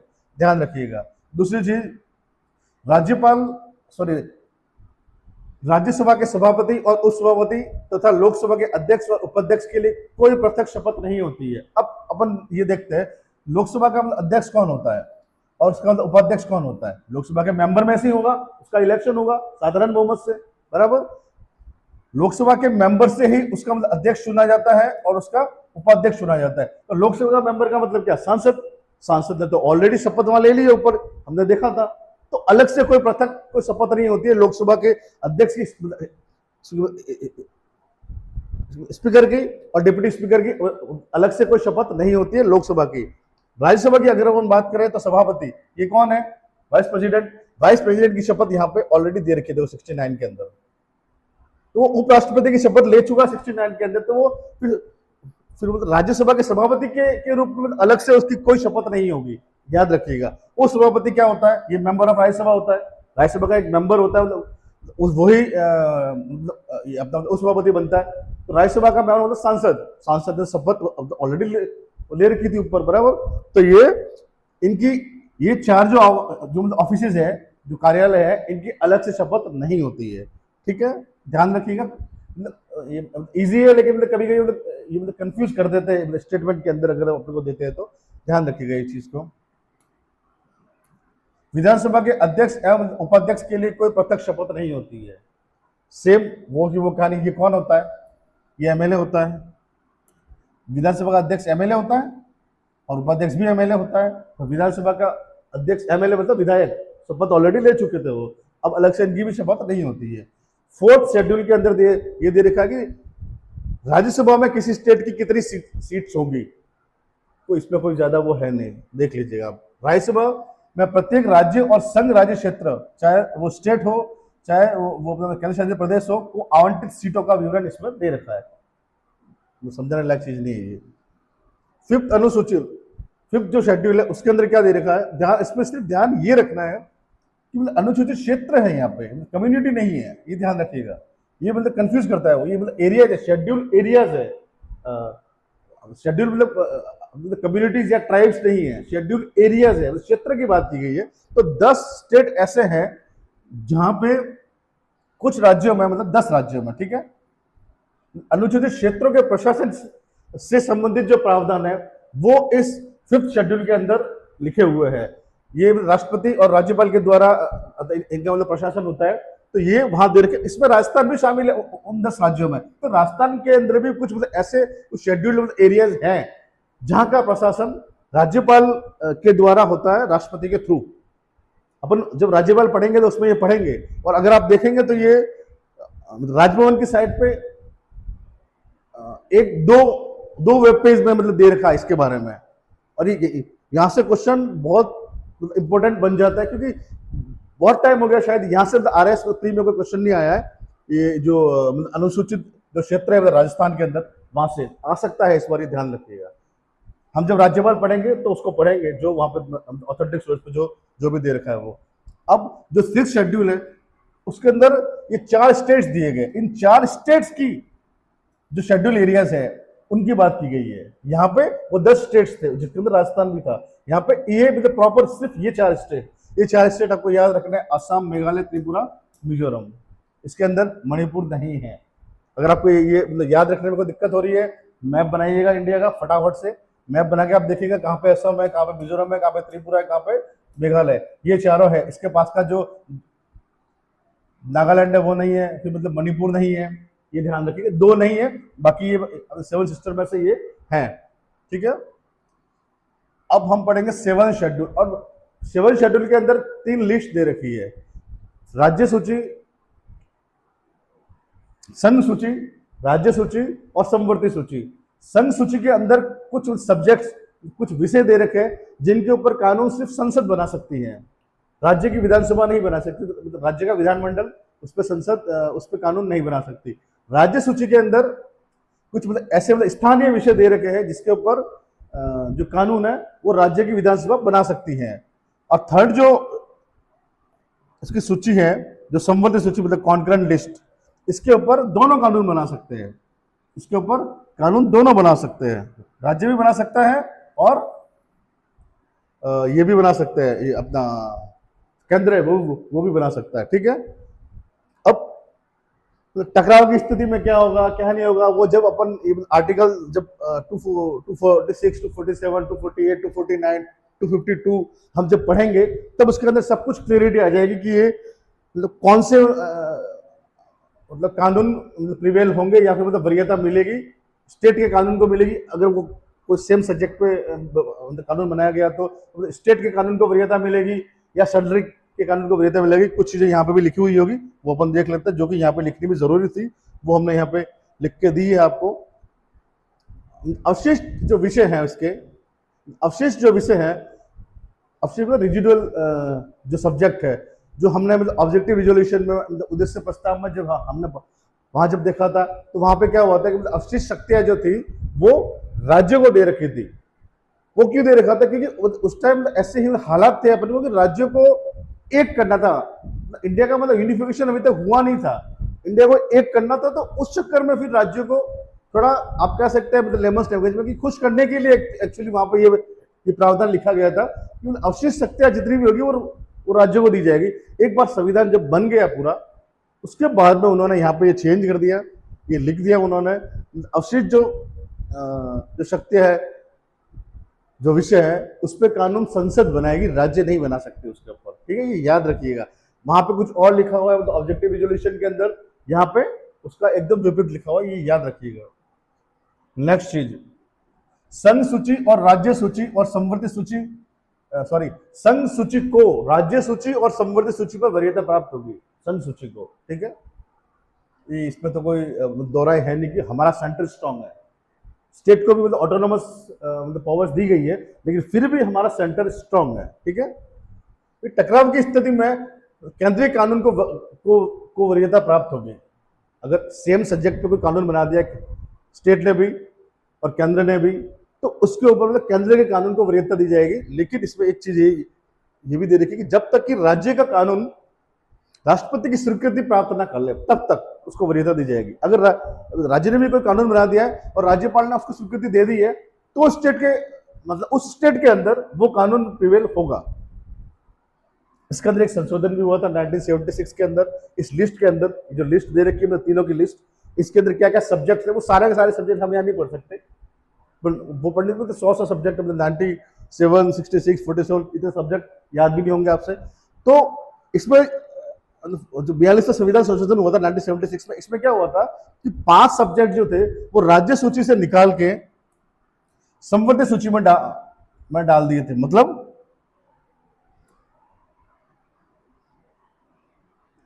राज्य सूची से निकाल के संवर्धित सूची में डाल दिए थे। मतलब 5 सब्जेक्ट, ये यहाँ से देखो, ये -5 कर दिए और ये 61 हो गया, यहाँ +5 कर दिए, ये 52 हो गया। मतलब ऐसे वो सब्जेक्ट जिसमें सिर्फ राज्य ही कानून बना सकती थी, वो 5 सब्जेक्ट निकाल के संवर्धित सूची में डाल दिए, जिसमें राज्य और केंद्र अब दोनों बना सकता है। और एक जो सब्जेक्ट है वो यहाँ पे मतलब ऐड किया गया था इस संघ सूची के अंदर। तो ये 98 हो गए थे। ठीक है, तो पहले 97, 66, 47 थे, अब 98, 61, 52 हो गए।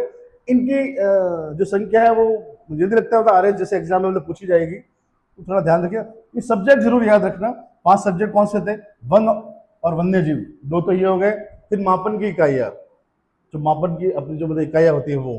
ठीक है, और न्यायिक जो प्रशासन है वो, न्यायिक प्रशासन पे कौन कानून बनाएगा कौन नहीं बनाएगा, वो न्यायिक अपना जुडिशियल एडमिनिस्ट्रेशन होता है वो। और एक एजुकेशन, शिक्षा को भी फिर संवर्धित सूची में उन्होंने डाल दिया था 1976 में 42वें संविधान संशोधन अधिनियम के तहत से। ठीक है, अब हम इसमें पढ़ेंगे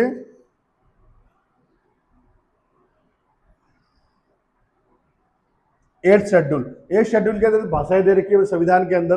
तो स्टार्ट के अंदर भाषाएं 14 भाषाएं थी इसके अंदर, फिर उसके अंदर कुछ ऐड की गई थी और टोटल अभी कर दिए 22। तो आपको ये ध्यान रखना है कि ये जो 22 है इसका मतलब क्या है? संविधान संशोधन हुआ है। तो संविधान संशोधन कौन सा संविधान संशोधन था और कब हुआ था और कौन सी भाषा उस संविधान संशोधन से ऐड हुई थी, ये थोड़ा इंपोर्टेंट बन जाता है। और ये कौन सी भाषा है, ये बहुत ईजी है। अगर आप ABCD के द्वारा इसको मतलब याद करने में आप जाएंगे कि मतलब ए पे मतलब कौन सी भाषा है इंडिया में, स्टेट याद कर लो, आपको वो भाषा भी याद हो जाएगी। तो ऐसे अगर आप करेंगे तो 10-15 मिनट में सारे मतलब 22 की 22 भाषा आपको याद हो जाएगी। ये 15 से जो 22 है ये मतलब आपको अलग से याद करनी है। ठीक है, और ये आपको अलग से याद करनी है। अब यहां तक तो चलो ये डायरेक्ट दे रखी है कॉन्स्टिट्यूशन के अंदर, तो आप ये याद कर दोगे। अब इसके अंदर क्या कि सबसे पहले हम सिंधी जोड़ी गई थी अपना 21वां संविधान संशोधन 1967 के द्वारा। ये ध्यान रखना, ये संविधान का संशोधन याद रखना है आपको, और ये कब आया था वो याद रखना है, और कौन सी भाषा जोड़ी गई थी, सिंधी जोड़ी गई थी। फिर एक साथ 3 भाषा जोड़ी गई थी, कोंकणी, मणिपुरी और नेपाली, ये जोड़ी गई थी। 71वें संविधान संशोधन अधिनियम 1992 के द्वारा जोड़ी गई थी। ये 1992 में जोड़ी थी 71वें संविधान संशोधन के द्वारा 3 भाषा, कोंकणी, मणिपुरी और नेपाली। ठीक है, कोंकणी महाराष्ट्र की साइड में, महाराष्ट्र और कर्नाटक के बॉर्डर पे, मणिपुरी नॉर्थ ईस्ट और नेपाली, बराबर। ये भी जोड़ी गई थी 71 के कॉन्स्टिट्यूशनल अमेंडमेंट के थ्रू 1992 के अंदर। उसके बाद में एक और अमेंडमेंट आया जिसके अंदर 4 भाषा जोड़ी गई, बोडो, डोगरी, मैथिली और संथाली, ये 4 भाषा जोड़ी गई 92 संविधान संशोधन से 2003 के अंदर। टोटल भाषा हो गई अपनी 22, जो संविधान के अंदर दे रखी है। राजस्थानी इसके अंदर नहीं है। ठीक है, 9th शेड्यूल, 9th शेड्यूल पहले 8 ही थे, अब 9th शेड्यूल आया, मतलब सबसे पहले तो संविधान संशोधन हुआ होगा। कौन सा संविधान संशोधन के द्वारा जोड़ी गई 9th शेड्यूल, सबसे पहले तो ये पढ़ना है। ये फर्स्ट जो कॉन्स्टिट्यूशनल अमेंडमेंट एक्ट आया था 1951 के अंदर, पहला संविधान का संशोधन 1951 में ही हो गया था। उसके अंदर ये 9th शेड्यूल जोड़ी गई थी। उसके अंदर है क्या, अब पढ़ेंगे उसके अंदर क्या है। तो इसमें क्या, इसमें 9th शेड्यूल के अंदर सम्मिलित कानूनों को मौलिक अधिकारों के उल्लंघन के आधार पर न्यायिक पुनरावलोकन से संरक्षण देने के उद्देश्य से यह अनुसूची जोड़ी गई। होता क्या है कि कोई भी कानून बनाया जाता है, अगर वो कानून लगता है कि मौलिक अधिकारों का हनन कर रहा है, लोगों के जो फंडामेंटल राइट्स का हनन कर रहा है, तो पीआईएल के थ्रू या फिर एनजीओ के थ्रू या अपने जो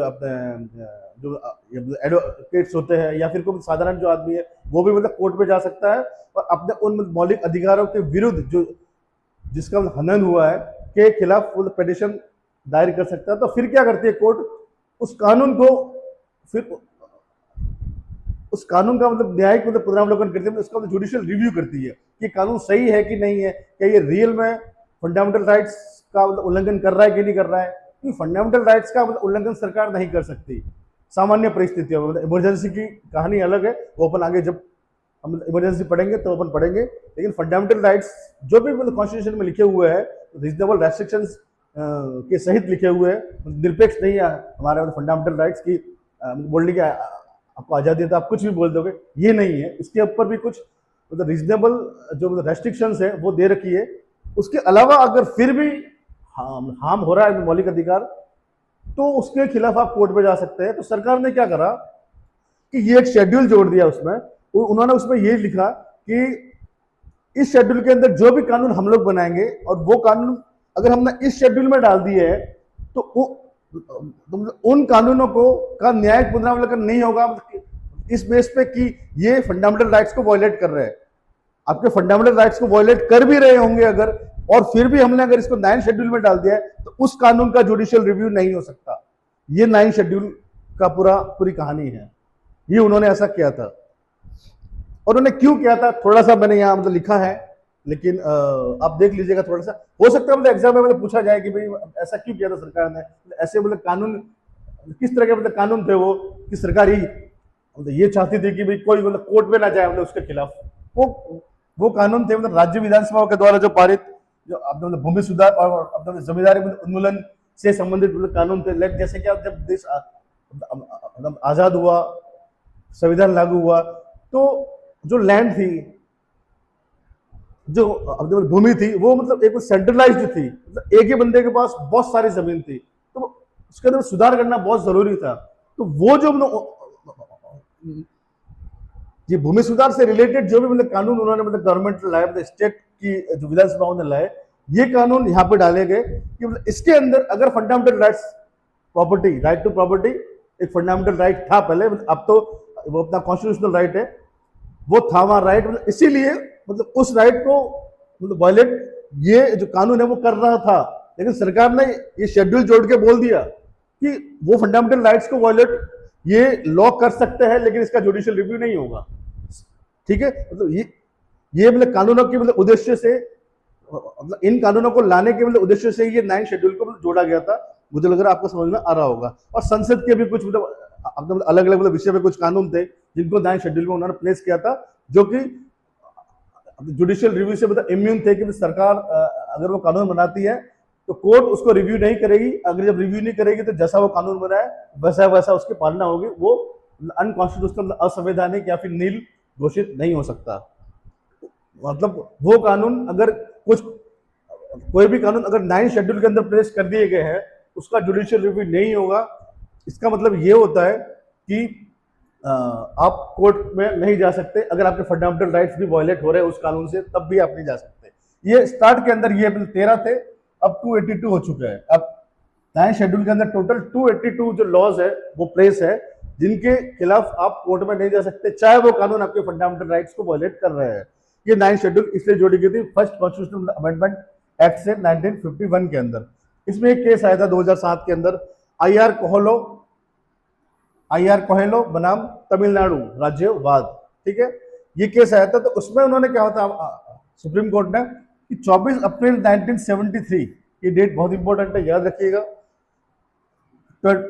24 अप्रैल 1973 के बाद इस अनुसूची में जो भी कानून डाले गए हैं, उनका न्यायिक जो पुनर्विलोकन है वो होगा, उनकी जुडिशियल रिव्यू उनका होगा। इस डेट से पहले अगर कोई कानून डाल दिए गए हैं, उनका जुडिशियल रिव्यू नहीं होगा। इसके बाद कोई भी कानून डाला जाएगा या फिर डाला गया है तो उसका जुडिशियल रिव्यू होगा। और ये डेट है आपके केशवानंद भारती के केस की जजमेंट डेट है ये, मतलब 24 अप्रैल 1973 को केशवानंद भारती केस का जजमेंट वो सुनाया गया था। तो उस डेट से वो जो जजमेंट डेट है, उस डेट से मतलब पहले वाले कानून अगर वो इस 9 शेड्यूल में प्लेस कर दिए गए, रख दिए गए, उनका जुडिशियल रिव्यू नहीं करेगी कोर्ट। उसके बाद में अगर कोई कानून 9 शेड्यूल के अंदर डाला जाता है तो उसका भी जुडिशियल रिव्यू कोर्ट करेगी। इसका मतलब ये था, आई.आर. कोहेलो केस में उन्होंने ऐसा मतलब स्टेटमेंट दिया था सुप्रीम कोर्ट ने। 10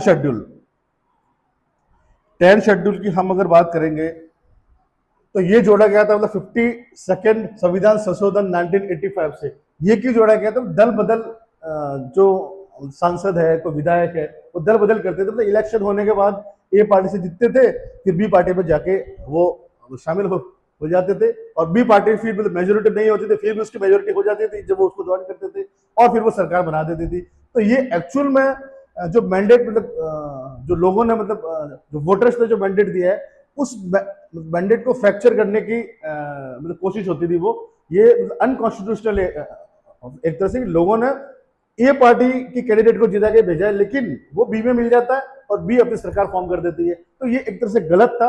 उसकी वजह से जो सांसद थे मतलब उस टाइम 1985 के अंदर जो संसद में जो सांसद बैठे थे, उन्होंने सोचा इसके बारे में और ये कानून लाया, संविधान के अंदर संशोधन कर दिया ये, और उसको फिर 10 शेड्यूल के अंदर डाल दिया कि दल बदल के आधार पर संसद का मतलब लोकसभा, राज्यसभा तथा राज्य विधानमंडल के सदस्य, उसमें सिर्फ विधानसभा आएगी, विधान परिषद के सदस्यों को छोड़ के।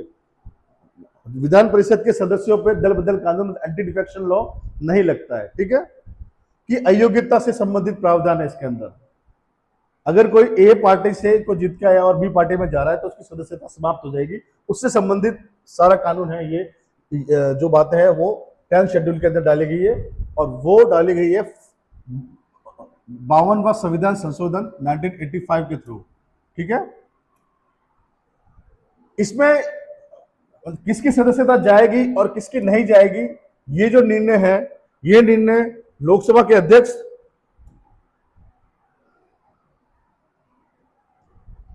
लोकसभा का अगर मेंबर है वो, तो लोकसभा के मतलब अध्यक्ष लेंगे उसका फैसला। राज्यसभा का मेंबर है तो राज्यसभा के सभापति फैसला लेंगे।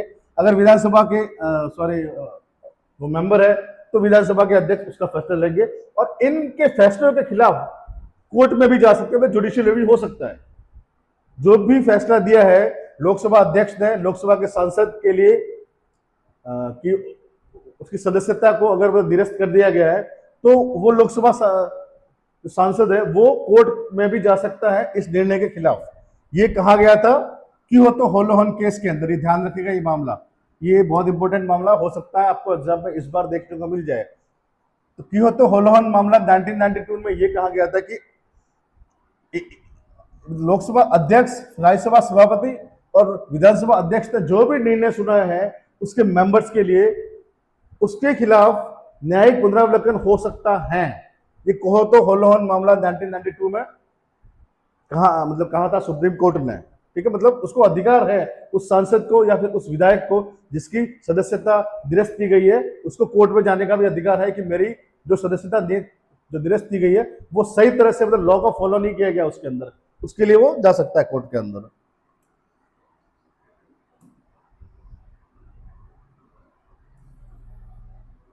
इसमें एक और संविधान संशोधन आया था, तो इसके अंदर उन्होंने कुछ परिस्थितियां दी थी, वो आपको याद रखनी है। ये आपको एग्जाम में ऑप्शन के अंदर दे रखी होती है, 4, ये यहाँ पर 6 दे रखी, 5 दे रखी है, वहां पर 4 दे रखी होगी, एक गलत होगी उसमें से, फिर वो आपको बोलेगा A B C सही है, B C सही है, ABCD सब सही है, इस तरह का क्वेश्चन बनता है यहाँ से।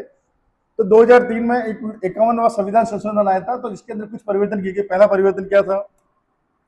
पहला परिवर्तन यह था कि यदि कोई सदस्य चुनाव के बाद अपनी राजनीतिक पार्टी बदलता है तो उसकी सदस्यता चली जाएगी। ए पार्टी से जीता है कोई, वो बी पार्टी में चला जाता है, अगर चुनाव के बाद में उसकी सदस्यता ही चली जाएगी, वो सांसद या फिर विधायक नहीं रहेगा। और डिसीजन कौन लेगा? अगर सांसद है लोकसभा का तो लोकसभा अध्यक्ष, राज्यसभा का सांसद है तो राज्यसभा का अध्यक्ष, अगर विधानसभा का सदस्य है मतलब एमएलए है तो विधानसभा के स्पीकर, ठीक है, अध्यक्ष। सेकंड चीज यहां लिखी हुई है, किसी राजनीतिक दल के 2/3 सदस्य सामूहिक रूप से किसी अन्य दल में विलय कर सकते हैं। ये जो लिखा हुआ है यहाँ पे, ये एग्जैक्ट लिखा हुआ है, ये सही लिखा हुआ है यहाँ पे। मतलब किसी भी पार्टी के 2/3 जो बहुमत, मतलब 2/3 जो मेंबर्स हैं वो एक साथ किसी और पार्टी में विलय कर दे, अपनी पार्टी का विलय कर दे, बराबर।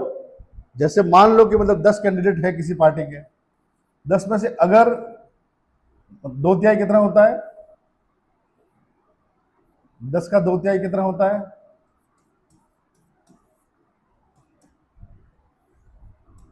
6.6667 आप देख सकते हो। इसका मतलब 7 मेंबर अगर एक साथ जा रहे हैं, 7 मेंबर अगर एक साथ किसी और पार्टी के अंदर जा रहे हैं, तो विलय कर रहे हैं, अपनी पार्टी का विलय कर रहा है किसी और पार्टी के अंदर, तो वो लीगल होगा, उसमें उनकी सदस्यता नहीं जाएगी। ये यहाँ पे बी पॉइंट यहाँ ये दे रखा है, ठीक है। लेकिन इसमें एक समस्या मुझे जो पर्सनली लगती है वो ये है कि जो पार्टी है, पार्टी अगर नहीं चाह रही है, मतलब कोई भी पार्टी, मतलब ए पार्टी थी ये,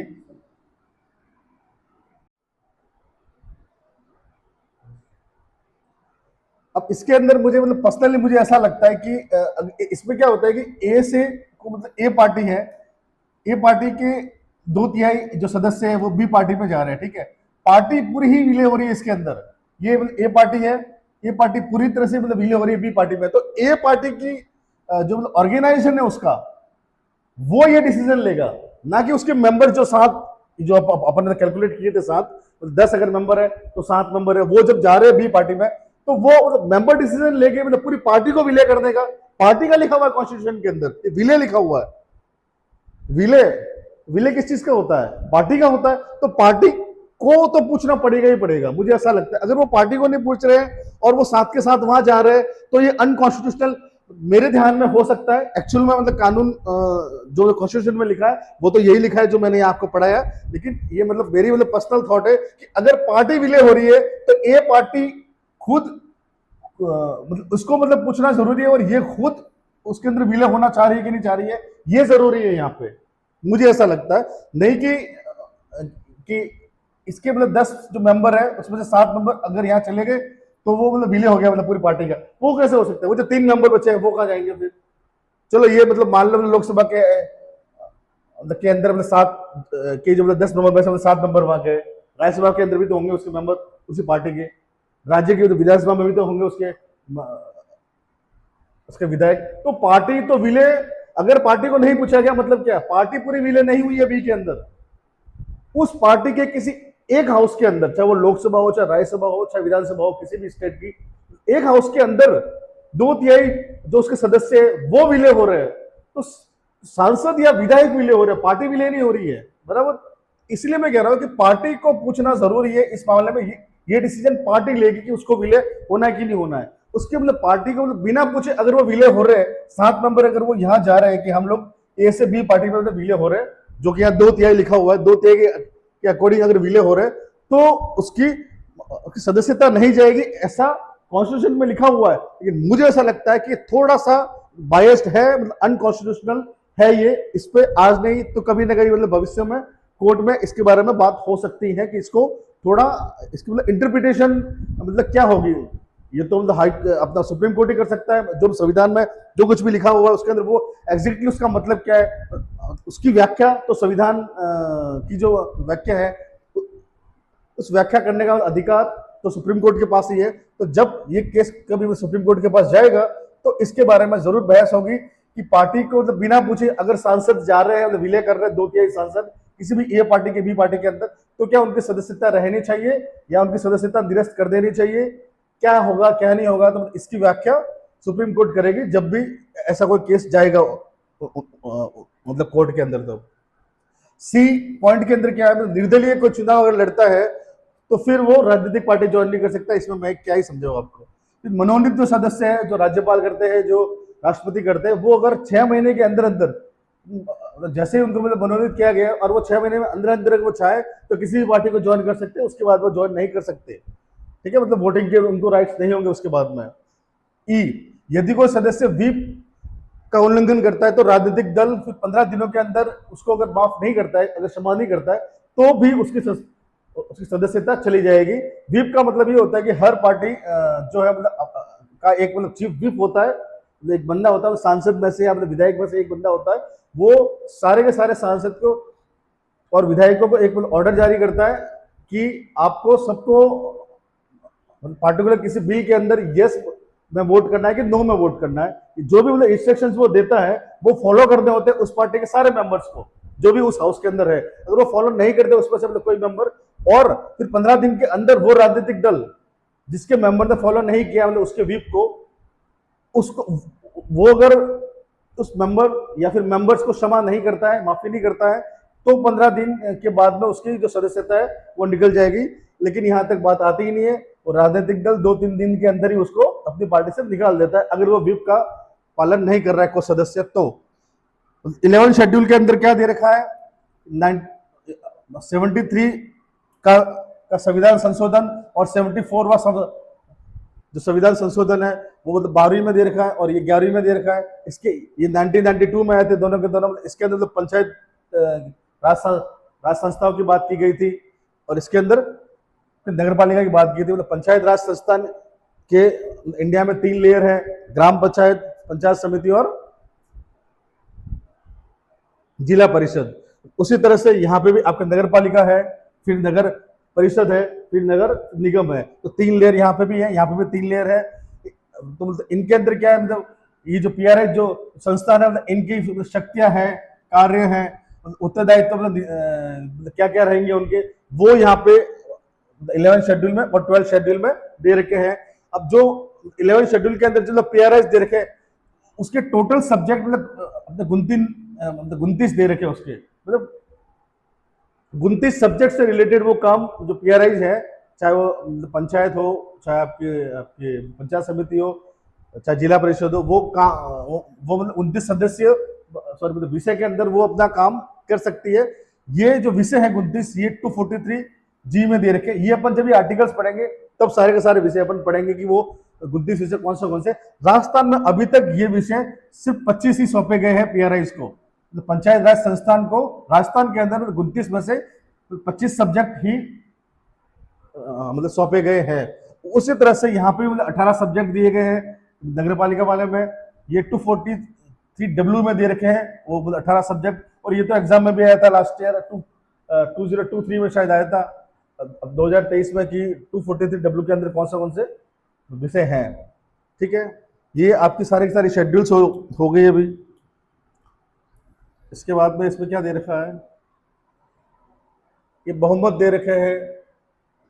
तो बहुमत के अंदर क्या है, एक तो सरल बहुमत है। फिर सरल बहुमत का मतलब क्या है इसमें कि जो भी मतलब उपस्थित और मतदान करने वाले सदस्यों के बहुमत को दर्शाता है। सबसे बड़ी चीज ये इसमें कि ये 368 के अंतर्गत नहीं आता। 368 क्या है, संविधान संशोधन। तो संविधान संशोधन जब करना पड़ेगा ना, तब वो सरल बहुमत से पास नहीं किया जा सकता, मतलब सरल बहुमत के थ्रू हम 368 के अंदर इसका यूज नहीं कर सकते, ये आप ध्यान रखिएगा। अब सरल बहुमत होता क्या है, जो भी प्रेजेंट जो मेंबर है जिन्होंने वोटिंग करी है उसका बहुमत। अब चाहे आपकी लोकसभा में 543 जो मेंबर्स है उससे मतलब नहीं है, आए कितने थे, वोटिंग कितनों ने करी है उसका बहुमत, 200 आए थे, ठीक है, तो इसका बहुमत क्या होगा फिर 200 का 200 डिवाइड बाय 2 प्लस 1, ये इसका बहुमत हो गया, मतलब 101 अगर वोट मिलते हैं तो वो बिल पास हो जाएगा सरल बहुमत के द्वारा, ठीक है। इसके अलावा हम नेक्स्ट जब चलेंगे तो इसमें यह है कि पूर्ण बहुमत में क्या होता है कि सदन की कुल सदस्य संख्या के बहुमत को दर्शाता है, मतलब कुल सदस्य संख्या का मतलब क्या,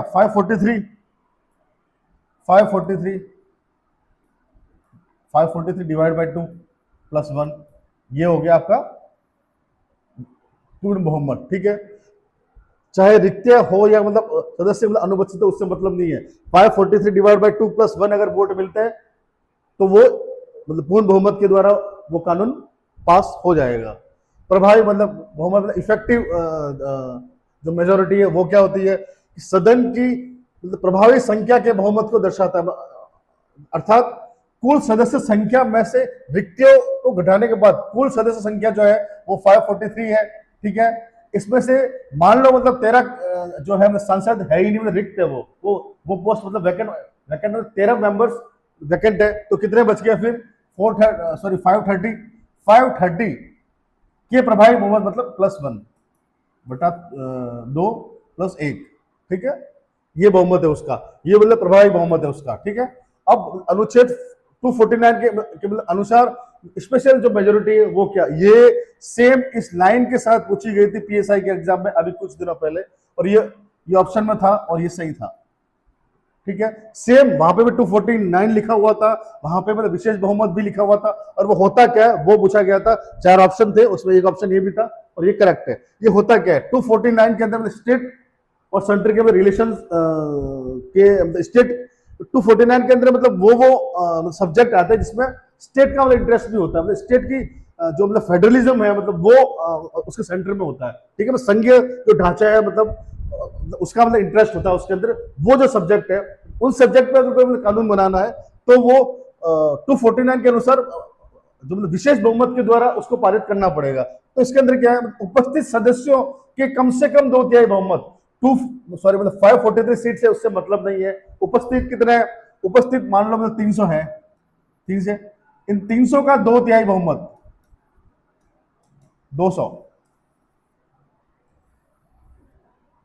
200 मेंबर्स, अगर 300 मेंबर है उपस्थित तो 200 मेंबर्स ने अगर वोट किया है तो ही 249 के अंदर वो कानून पास होगा। 249 के अंदर अगर कोई आर्टिकल के किसी भी सब्जेक्ट के अंदर कोई मतलब अगर बहस हो रही है और कानून मतलब को बिल लाया गया है तो वो पास तभी होगा जब उपस्थित जो मेंबर है टोटल उसके 2/3 बहुमत अगर उसके साथ में अगर वोट कर रहे हैं तो। हम नेक्स्ट अभी जा रहे हैं 368 जो हमने पढ़ा था वो संविधान संशोधन। जब संविधान संशोधन करना पड़ता है तो हमें 368 के अंतर्गत जो विशेष बहुमत है उससे बिल पारित करवाना पड़ता है। 368 के अंतर्गत स्पेशल जो मेजोरिटी है उसके द्वारा बिल पारित करना पड़ता है। और 368 के अंदर स्पेशल मेजोरिटी क्या होती है, 249 की हमने स्पेशल मेजोरिटी देख ली, जो उपस्थित मेंबर है उसका 2/3 बहुमत होता है 249 के अंदर। ये 368 में संविधान संशोधन, उसके अंदर क्या करना पड़ेगा, उसके अंदर क्या है कि सदन की कुल सदस्य संख्या के बहुमत, कुल सदस्य संख्या 543, ये लोकसभा की बात कर रहे हैं अपन यहाँ पे, ठीक है, के बहुमत, इसका बहुमत कितना हुआ डिवाइड बाय 2 + 1, ठीक है। इसमें रिक्तियां मतलब अनुपस्थितियां सदस्यों की परवाह किए बिना, उसको मतलब नहीं है कि मतलब कितनी मतलब वैकेंट पोस्ट है और कितना मतलब एब्सेंट है लोग वहां पर, नहीं, 543 डिवाइड बाय 2 + 1 वोट मिलने ही चाहिए उसके साथ में तभी वो बिल पास होगा। कॉन्स्टिट्यूशनल अमेंडमेंट अगर बिल है कोई जो 368 के प्रोसीजर के थ्रू उसको लाया गया है तो 543 में टोटल जो मेंबर है उसका बहुमत, उसमें रिक्तियां कितनी है और अपना ये अनुपस्थित कितने उससे मतलब नहीं, उसकी परवाह नहीं है।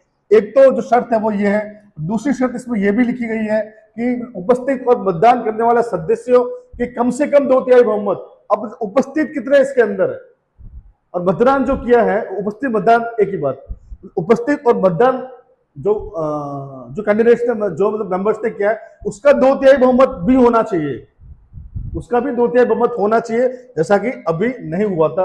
अभी ये जो वुमेन्स का रिजर्वेशन का जो बिल आया था, जिसके अंदर 2/3 बहुमत से वो पास नहीं हो पाया था, क्योंकि उसमें 2/3 बहुमत चाहिए था, जो उपस्थित मेंबर्स है उसका 2/3 बहुमत बराबर, वो फिर वो पास नहीं हो पाया था। तो ये जब हम जैसे इसके अंदर मतलब उदाहरण अगर हम देखें तो मतलब ईडब्ल्यूएस को जो 10% आरक्षण दिया गया था 103वें संविधान संशोधन के द्वारा, तो संविधान संशोधन भी लाना पड़ा था ईडब्ल्यूएस को आरक्षण देने के लिए। तो वो जब आरक्षण देने के लिए जब 103वां संविधान संशोधन बिल लाया उन्होंने, तो उसको पास करने के लिए ये वाली दो चीजें शर्तें थी वो पूरी करनी पड़ी थी उनको, तब वो ईडब्ल्यूएस का बिल पास हुआ था। ये एक एग्जांपल है, और आगे बहुत सारे एग्जांपल आएंगे इसमें कि सरल बहुमत मतलब कौन से सब्जेक्ट होते हैं जिसके अंदर हमें सरल बहुमत की आवश्यकता होती है, किसमें 368 के मतलब अंतर्गत होती है, किसमें अपना प्रभाव जो अपना इफेक्टिव जो मेजोरिटी है उसकी जरूरत होती है, वो आगे नीचे आएंगे अभी। अब 61 के अंदर अपन राष्ट्रपति क्या मतलब इम्पीचमेंट का मतलब प्रोसेस होता है, उसके अंदर 61 के अंदर जब हम राष्ट्रपति को हटाते हैं तो उसका जो महाभियोग चलाते हैं, उसके अंदर जो मतलब विशेष बहुमत होता है उसकी डेफिनेशन क्या होती है। ये सबसे मतलब मुश्किल वाला जो बिल होता है मतलब पास करने के लिए वो ये होता है। इसके अंदर क्या होता है, 2/3 बहुमत, कुल सदस्य संख्या की 2/3 बहुमत, 543 का 2/3 बहुमत, ये जो संख्या होगी ये रिक्वायर होगी राष्ट्रपति को हटाने के लिए। ये नेक्स्ट टू इम्पॉसिबल होती है, नहीं होती है, क्योंकि ये जो कैंडिडेट होता है प्रेसिडेंट वो रूलिंग पार्टी का ही होता है। रूलिंग पार्टी और ऑपोजिशन दोनों एक साथ एक ही लाइन में वोटिंग करे थोड़ा मुश्किल होता है, इसलिए ये नेक्स्ट टू इम्पॉसिबल। आज तक इंडिया में कोई भी राष्ट्रपति महाभियोग के द्वारा नहीं हटा गया है, ठीक है, क्योंकि ये नेक्स्ट टू इम्पॉसिबल है। 2/3 बहुमत, 543 का 2/3 जो मेंबर्स है वो एक ही लाइन पे वोट करे, हो नहीं सकता। इसका मतलब ये मतलब विपक्ष और सरकार दोनों एक ही तरफ मतलब वोट करे, ये थोड़ा इम्पॉसिबल सा हो जाता है। इसलिए मैं कह रहा हूँ ये नेक्स्ट टू इम्पॉसिबल है, क्योंकि ये आज तक हुआ भी नहीं है। अब संसद का मतलब विशेष जो बहुमत है, राज्यों की भी सहमति जिसके अंदर चाहिए, राज्यों की भी सहमति चाहिए। आपने तो संसद में तो कोई कानून पास कर दिया, लेकिन उस कानून की रेक्टिफिकेशन, उसका मतलब अनुमोदन राज्य भी करेंगे अगर, तो वो कानून बनेगा। तो वो मतलब कौन से कानून होते हैं, पहले तो आपको यह ध्यान रखना पड़ेगा कि राज्यों की जरूरत पड़ी है। इसका मतलब क्या है कि राज्यों का भी उसमें हित शामिल है, राज्यों का मतलब इंटरेस्ट शामिल है। ऐसा कोई कानून जिसमें मतलब राज्यों का हित शामिल है, जैसे कि जीएसटी, ठीक है। तो जीएसटी जब बिल लाया गया था तो उसमें सिर्फ ऐसा नहीं, ये जीएसटी बिल लाया गया था मतलब 101 में संविधान संशोधन के द्वारा। इसका मतलब ये जब मतलब बिल लाया गया तो इसमें सिर्फ ये नहीं था कि मतलब सेंटर ने मतलब बिल पास कर दिया और जीएसटी कानून बन गया, नहीं। उसमें क्या था कि विशेष बहुमत, वो जो हमने मतलब ऊपर पढ़ा था वो तो करना ही करना है, ठीक है। उसके अलावा प्लस राज्य की विधानसभाओं के मतलब आधे मतलब 50% द्वारा साधारण बहुमत से मतलब अनुमोदन वो क्या हुआ होना चाहिए वो बिल। मतलब जितने भी राज्य है और केंद्र शासित प्रदेश है उसके 50% राज्य पहले तो संसद में वो बिल पास होगा विशेष बहुमत से, फिर वो बिल जाएगा राज्यों के पास में, सारे राज्यों के पास में, और वो राज्यों में से अगर 50% राज्यों ने उसको साधारण बहुमत से पास करना है, उसको तो मतलब विधानसभा के अंदर जो बिल जाएगा मतलब अलग अलग राज्य की विधानसभा के अंदर, तो उसको साधारण बहुमत से ही उसको मतलब अनुमोदन करना है, पास करना है उसको। तो अगर 50% राज्यों ने वो पास कर दिया है तो वो फिर वो मतलब कानून बनेगा। अब कुछ राज्य ऐसे हैं जो वो बिल पास नहीं करते या फिर पेंडिंग रखते, तो उससे फिर उस बिल पे कोई फर्क नहीं पड़ेगा। अगर जो 50% राज्यों ने अनुमोदन करके वापस भेज दिया सेंटर को, तो जिसने नहीं दिया है उससे बिल पे कोई फर्क नहीं पड़ेगा, ठीक है। इसमें लिखा हुआ भी है, यदि शेष राज्यों में से एक, कुछ या सभी राज्य विधेयक पर कोई कार्रवाई नहीं करते तो इससे कोई अंतर नहीं पड़ता। जैसे ही आधे राज्य अपनी सहमति दे देते हैं, औपचारिकता पूर्ण हो जाती है। राज्यों द्वारा विधेयक पर सहमति देने के लिए कोई समय सीमा भी निर्धारित नहीं है। ये चीजें थोड़ी ध्यान रखना, ये इतनी मतलब रिलेवेंट नहीं है, लेकिन अगर वहां पर मतलब ऑप्शन में आ गए तो आप कंफ्यूज हो सकते हैं। इसके लिए इसका भी थोड़ा ध्यान रखना कि ये इसकी कोई समय सीमा नहीं है राज्यों के लिए कि आपको मतलब इतने दिनों में उसका मतलब अनुमोदन करके साधारण बहुमत के द्वारा मतलब अनुमोदन करके उसको भेजना है, ऐसा कोई टाइम लिमिट फिक्स नहीं है। इसका एग्जाम्पल है जीएसटी। अब आप देख लीजिएगा इसके अंदर सरल बहुमत के लिए मतलब कौन से जो जो अपने कानून होते हैं उसके लिए सरल बहुमत की जरूरत पड़ती है ना। ये मतलब बहुमत के प्रकार है, और ये मतलब उपबंध कौन से मतलब उपबंध होंगे, मतलब कानून होंगे कि जिनमें सरल बहुमत की जरूरत पड़ेगी, आपने विशेष बहुमत की जरूरत पड़ेगी, और ये जो अपन ने ये अब जो बड़ा उसकी जरूरत पड़ेगी। तो ये यहाँ दिए रखे हैं, जैसे सरल बहुमत के अंदर कोई नया राज्य में मतलब प्रवेश करना है, ठीक है, मतलब नया राज्य फिर मतलब बनाना है, या फिर जो विद्यमान राज्य मतलब उसकी सीमाओं में कुछ मतलब परिवर्तन करने हैं वो, या फिर मतलब अविश्वास मतलब प्रस्ताव लाना है अगर, तो उसमें मतलब सरल बहुमत के द्वारा या फिर मतलब अध्यक्ष और मतलब उपाध्यक्ष का कोई निर्वाचन, मतलब लोकसभा अध्यक्ष, विधानसभा अध्यक्ष के इलेक्शंस में अगर वो कोई बिल है तो वो पास करना है, तो वो सरल बहुमत से बिल से पास होगा। और सबसे जो इम्पोर्टेंट इसके अंदर एग्जाम्पल है वो एक तो ये है एकदम अविश्वास प्रस्ताव, और एक अध्यक्ष और उपाध्यक्ष का निर्वाचन। ये इतना ज्यादा इंपॉर्टेंट है, लेकिन ये इंपॉर्टेंट है क्योंकि ये अविश्वास जब प्रस्ताव जब पारित हो जाता है तो सरकार गिर जाती है, मतलब काउंसिल ऑफ मिनिस्टर पूरी की पूरी गिर जाएगी, मतलब उसकी मेजोरिटी जो है सरकार की वो हट जाएगी, मतलब सरकार ही गिर जाएगी एक तरह से। वो क्यों होता है? क्योंकि अविश्वास जो प्रस्ताव है वो लाती है विपक्ष, और विपक्ष जब अविश्वास प्रस्ताव ला रही है तो उसको सरल बहुमत से पास करना पड़ता है, लेकिन वो नहीं कर पाते। क्यों नहीं कर पाते? अगर वो मतलब बहुमत से पास कर देगी मैं सरल बहुमत से, तो वो मतलब विपक्ष में ही नहीं बैठी होती, वो मतलब विपक्ष में मतलब इसीलिए बैठे क्योंकि उसके पास बहुमत नहीं है, बस सीधी सी बात है। तो ये अविश्वास प्रस्ताव भी रेयर चांस में ही पास नहीं होता है। क्यों? चाहे वो सरल बहुमत से पास करना उसको, तो जो मेंबर्स मतलब उपस्थित है ये मतलब उसका मतलब जो बहुमत है मतलब उसी के अकॉर्डिंग उसको मतलब पास करना होता है, लेकिन वो भी नहीं होता है। क्यों नहीं होता है? क्योंकि उसकी मेजोरिटी है ही नहीं विपक्ष की। अगर विपक्ष की मेजोरिटी होती तो वो मतलब विपक्ष में ही नहीं बैठा होता। तो ये कुछ मतलब एग्जाम्पल है, इसी तरह से मतलब विशेष बहुमत वाले भी जो मतलब एग्जाम्पल है कि जिसमें मतलब विशेष बहुमत की जरूरत पड़ती है। ये कुछ ऐसा एग्जाम्पल है जिसमें विशेष बहुमत पर राज्यों की मतलब ये जो अनुमोदन जो की आवश्यकता है उसकी भी जरूरत पड़ती है। तो वो यहाँ पे दे रखे हैं, ये फैक्चुअल चीजें आप ये मतलब पढ़ लेना, तो मेंस में जरूर काम आ सकती है। हाँ, प्रीलिम्स में भी वो दे सकता है कि भाई ये मतलब बहुमत में क्या क्या कानून के लिए जरूरी होता है, सरल बहुमत, विशेष बहुमत, और या फिर ये अपना विशेष बहुमत प्लस स्टेट की जो मंजूरी होती है उसमें वो। ये आप देख लीजिएगा दोनों, एक ये मैंने आपको बता दिया है। अब अपन नेक्स्ट क्लास में पढ़ेंगे नागरिकता। नेक्स्ट क्लास में अपन पढ़ेंगे नागरिकता, और तब तक आप जो भी ये आपने पढ़ा है आप उसको रिवाइज कीजिए। जो आपके पास बुक है, आपने जो टेलीग्राम से ली है, उसको अगर प्रिंट आउट नहीं निकाला तो प्रिंट आउट निकालिए, उसको स्पाइरल पे कीजिए। फिर उसको यहाँ जो मैंने पढ़ाया मतलब कॉन्सेप्ट मैंने सारे आपको समझा दिए।